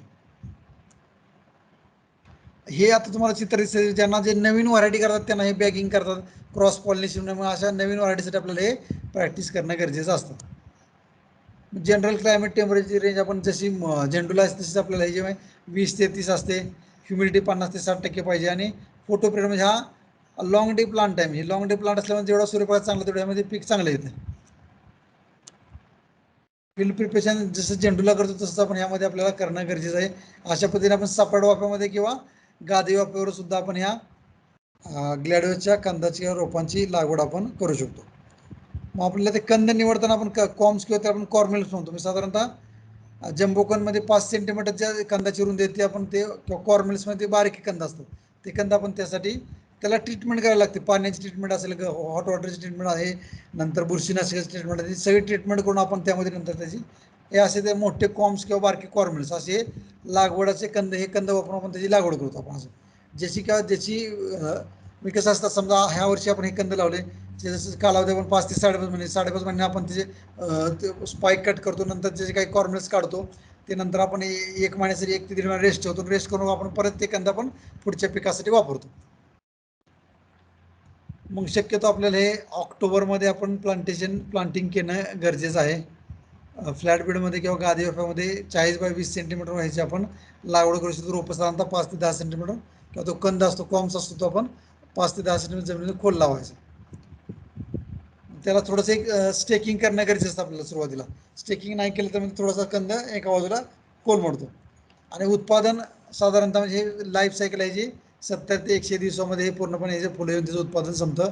नंतर आपल्याला उत्पादन कट केल्यानंतर सुद्धा आपण ते रिकट घेऊन तो स्पाईकचा खाली कॉम्स काढतो, नंतर रेस्ट करून ते आपण परत पुढच्या पिकाला वापरू शकतो. म्हणजे ग्रेडिंग दिले, म्हणजे स्पाईक लेंथ म्हणजे दांडा 107 सेंटीमीटरचा पाहिजे का, किती त्याला फुलं पाहिजे एका दांड्यावर, त्यानुसार आपण त्याचं ग्रेडिंग करतो. हे असं एका गड्डीमध्ये साधारणतः 20 फुलांची एक गड्डी करतो, ती आपण पॅकिंग करून मग पुणे मार्केट, हैदराबाद मार्केट, दिल्ली मार्केटला त्यामध्ये आपण पाठवू शकतो. मग हे पोस्ट हार्वेस्टमध्ये जर आपल्याला ते साठवून ठेवायचं असेल तर त्यासाठी आपल्याला मग ही ट्रीटमेंट, प्री कुलिंग दिलं आहे, कोल्ड स्टोरेज दिलं आहे, अशा पद्धतीने आपण त्यामध्ये आपण साठवून ठेवू शकतो. किंवा कंदसुद्धा आपण प्री कुलिंगमध्ये साठवलं तर त्याचं विश्रांती पिरियडमध्ये चांगल्या पद्धतीची त्याची क्वालिटी वाढते. असे करतो आपण, अशी लागवड आहे. आणि हे वेगवेगळे डिसीज आहेत. मग वेगवेगळ्या किडीसाठी मी आता हे एक टेबल दिलं आहे तुम्हाला, म्हणजे वेगवेगळी बुरशीनाशक, ह्यामध्ये बॉट्रिटिस येतं, फ्युजेरियम येतं, पेनिसिलियम येतं, स्ट्रोमाटिया आणि सिडोमोनस. मग कुठल्या खतात कशात वापरायचं, समजा स्कॅप्टन असेल तर ते बॅट्रिसेज आणि फ्युजेरियमसाठी वापरायचं. कुठलं आणि कशात काय मिक्स करायचं त्यानुसार तुम्हाला ते खताने औषध, शक्यतो कोणतंही जैविक औषध रासायनिक औषधामध्ये मिक्स करायचं नाही. नंतर हे उत्पादन दिले साधारण तुम्हाला 1.5 लाख कॉम्स प्रति हेक्टरी तुम्हाला लागतात तेवढं. आणि स्पाईक्स किती मिळतात तुमचे, 1.5 ते 2 लाख स्पाईक्स प्रति हेक्टर. म्हणजे एका हेक्टरमध्ये जर ग्लॅडवेलची तुम्ही लागवड केली तर एका हेक्टरमध्ये ग्लॅडवेलचे तुम्हाला फुलांचे दांडे किती मिळतात, तर 1.5 ते 2 लाख. आणि एका दांड्याची मिनिमम प्राईस 1 रुपये आणि मॅक्झिमम प्राईस तुमची कमीत मॅक्झिमम प्राईस 4 ते 5 रुपयाच्या वर जाते. मग अशा पद्धतीने तुम्ही ह्या ग्लॅडवेलची लागवड करू शकता. तर हे आता थोडक्यात मी सांगितलेलं आहे तुम्हाला. ओपनच्या पिकामध्ये झेंडू असेल, ग्लॅडुलस असेल किंवा काय. तर आता मला वाटतंय अजून काही आता आपण प्रश्न उत्तराच्या सेशनकडे वळूयात. तुम्हाला ओपनच्या फुलपिका असेल किंवा पॉलिओसमधील फुलपिका असेल तर त्यामध्ये काय तुमच्या प्रश्न उत्तर असतील, काही शंका असतील तर आपण ते प्रश्न उत्तर घेऊयात. या ठिकाणी माझं मी स्लाइड शेअर मी बंद करतो. आपल्याला काही प्रश्न असतील कृपया विचारावे. म्हणजे फुलपिकाचं असेल, भाजीपाला पिकाचं, जनरल एक्सपोर्टचं, जे काही त्यांना आता हॉर्टिकल्चर रिलेटेड. येस येस, आपण फुलपिकांसंदर्भातच बोलतो. तर आपल्याला काही प्रश्न असतील तर कृपया विचारा.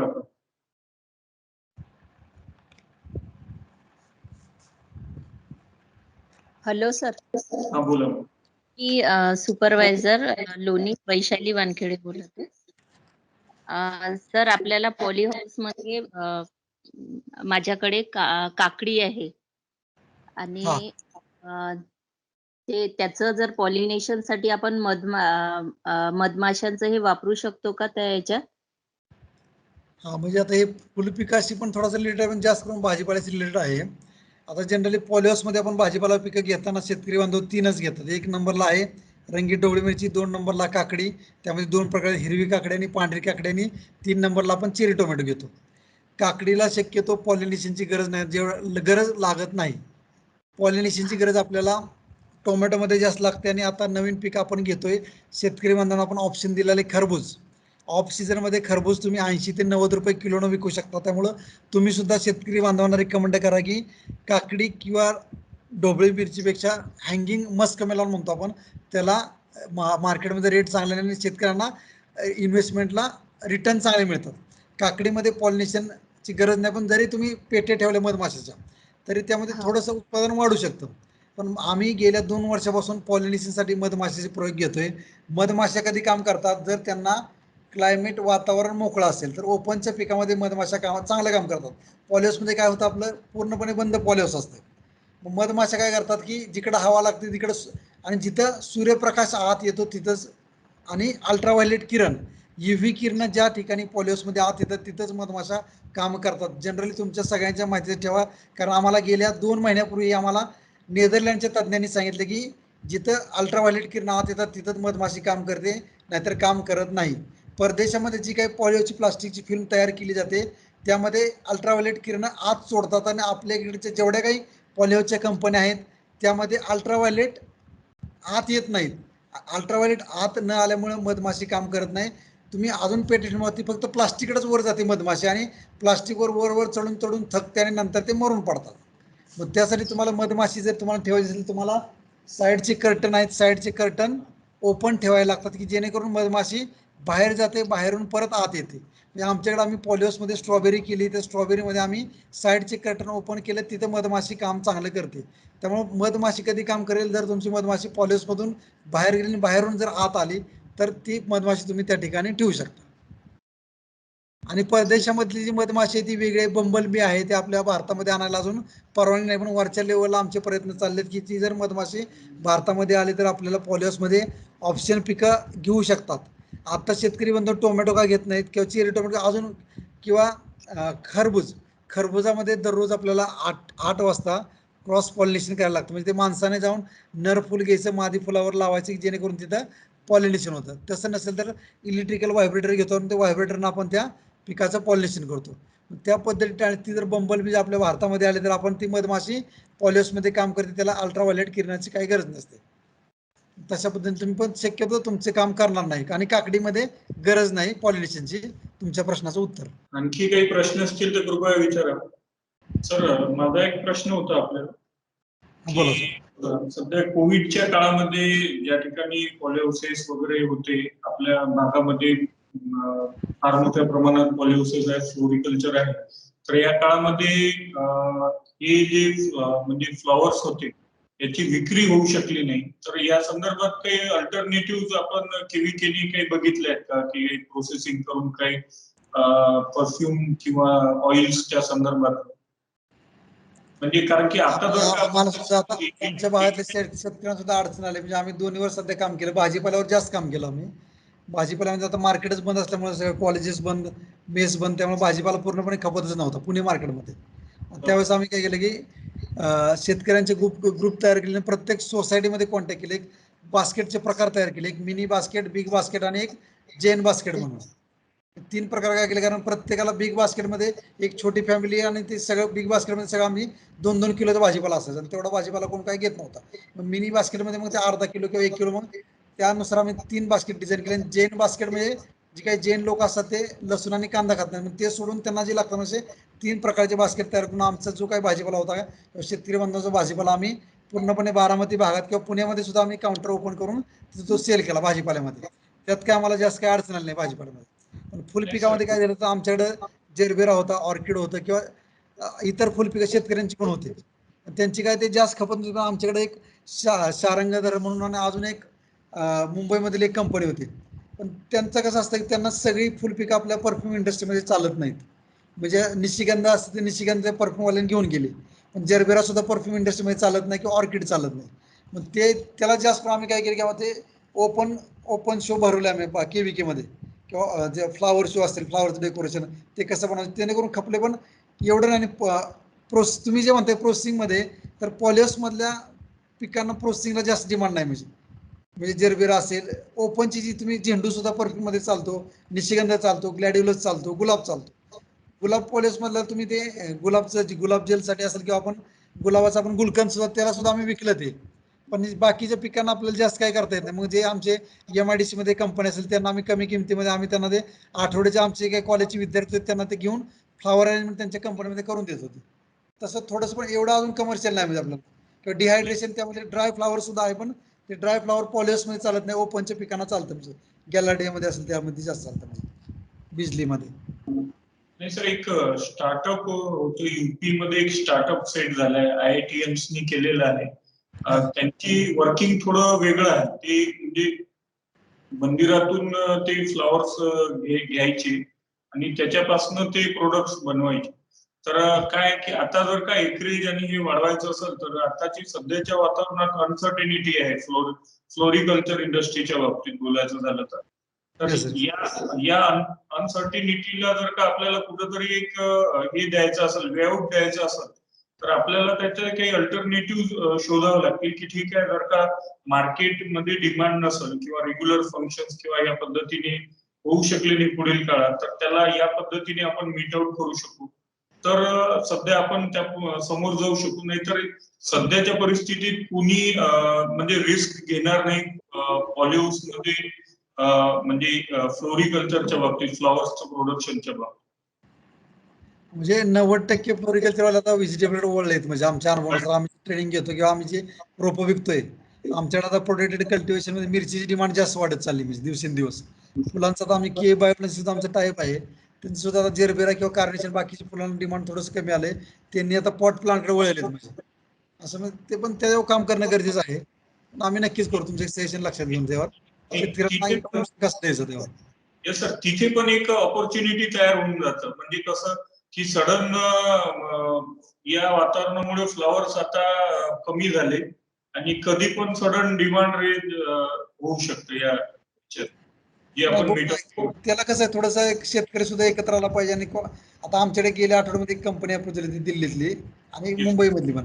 त्यांना आता एक जिरेनियममध्ये भरपूर काम करायचे. जिरेनियम सुद्धा एक कमी कालावधीमधलं, कमी खर्चातलं आणि शेतकऱ्यांना परवडणार पीक आहे. आणि त्याचे कटिंग एकदा कटिंग केलं तरी ती 5-6 कटिंग यावेळेस घेऊ शकतात ते. त्यांना सुद्धा एकत्र आलेल्या शेतकऱ्यांनी ती कंपनी त्या शेतकऱ्यांना ऑइल काढायची युनिट बसवून देते. मग शेतकऱ्यांनी एकत्र आले, मग हळूहळू असे ऑप्शन आपण देतोय म्हणजे.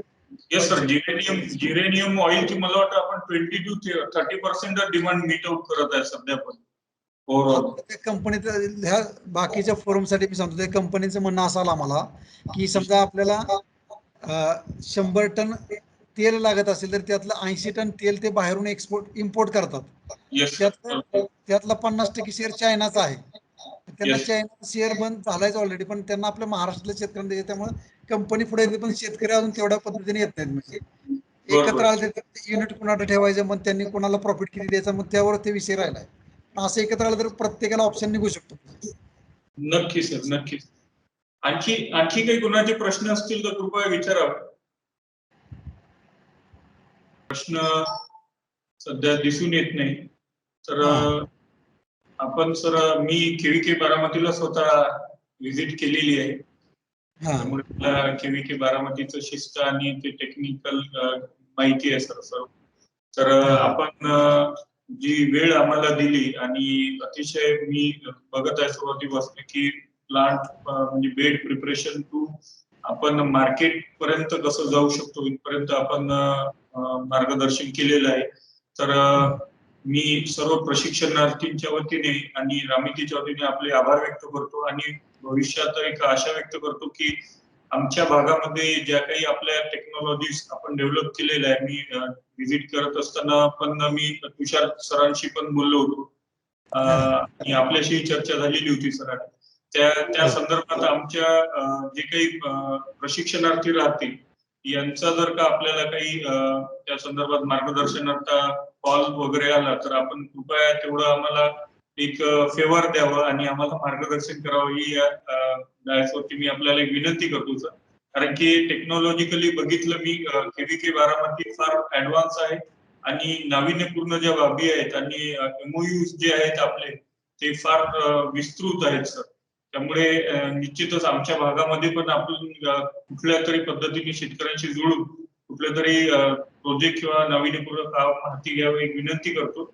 आणि परत एक अपेक्षा व्यक्त करतो की आमचे जे प्रशिक्षणार्थी राहतील यांचे जर का आपल्याला कॉल आले मार्गदर्शनाकरता तर आपण निश्चित त्यांना प्रतिसाद द्या. नक्कीच सर, आमचं काम असते की आमच्याकडे जे काही टेक्नॉलॉजी आता बारामतीमध्ये उपलब्ध आहे ते पूर्णपणे महाराष्ट्रातल्या शेतकरी आणि बाहेरच्या शेतकऱ्यांना सुद्धा आम्ही NHBच्या मार्फत आम्ही ऑनलाईन ट्रेनिंग जम्मू काश्मीर हैदराबाद त्यांना सुद्धा हे पोहोचवतो. महाराष्ट्रात आपले झाले म्हणजे त्यांना आम्ही, तुम्ही माझा नंबर पण शेअर करा, तुमचा जो काही ग्रुप आहे येस सर. त्यांचे काही प्रश्न असेल त्यांना आम्ही समाधानकारक उत्तर देऊ 100%. धन्यवाद सर. थँक्यू.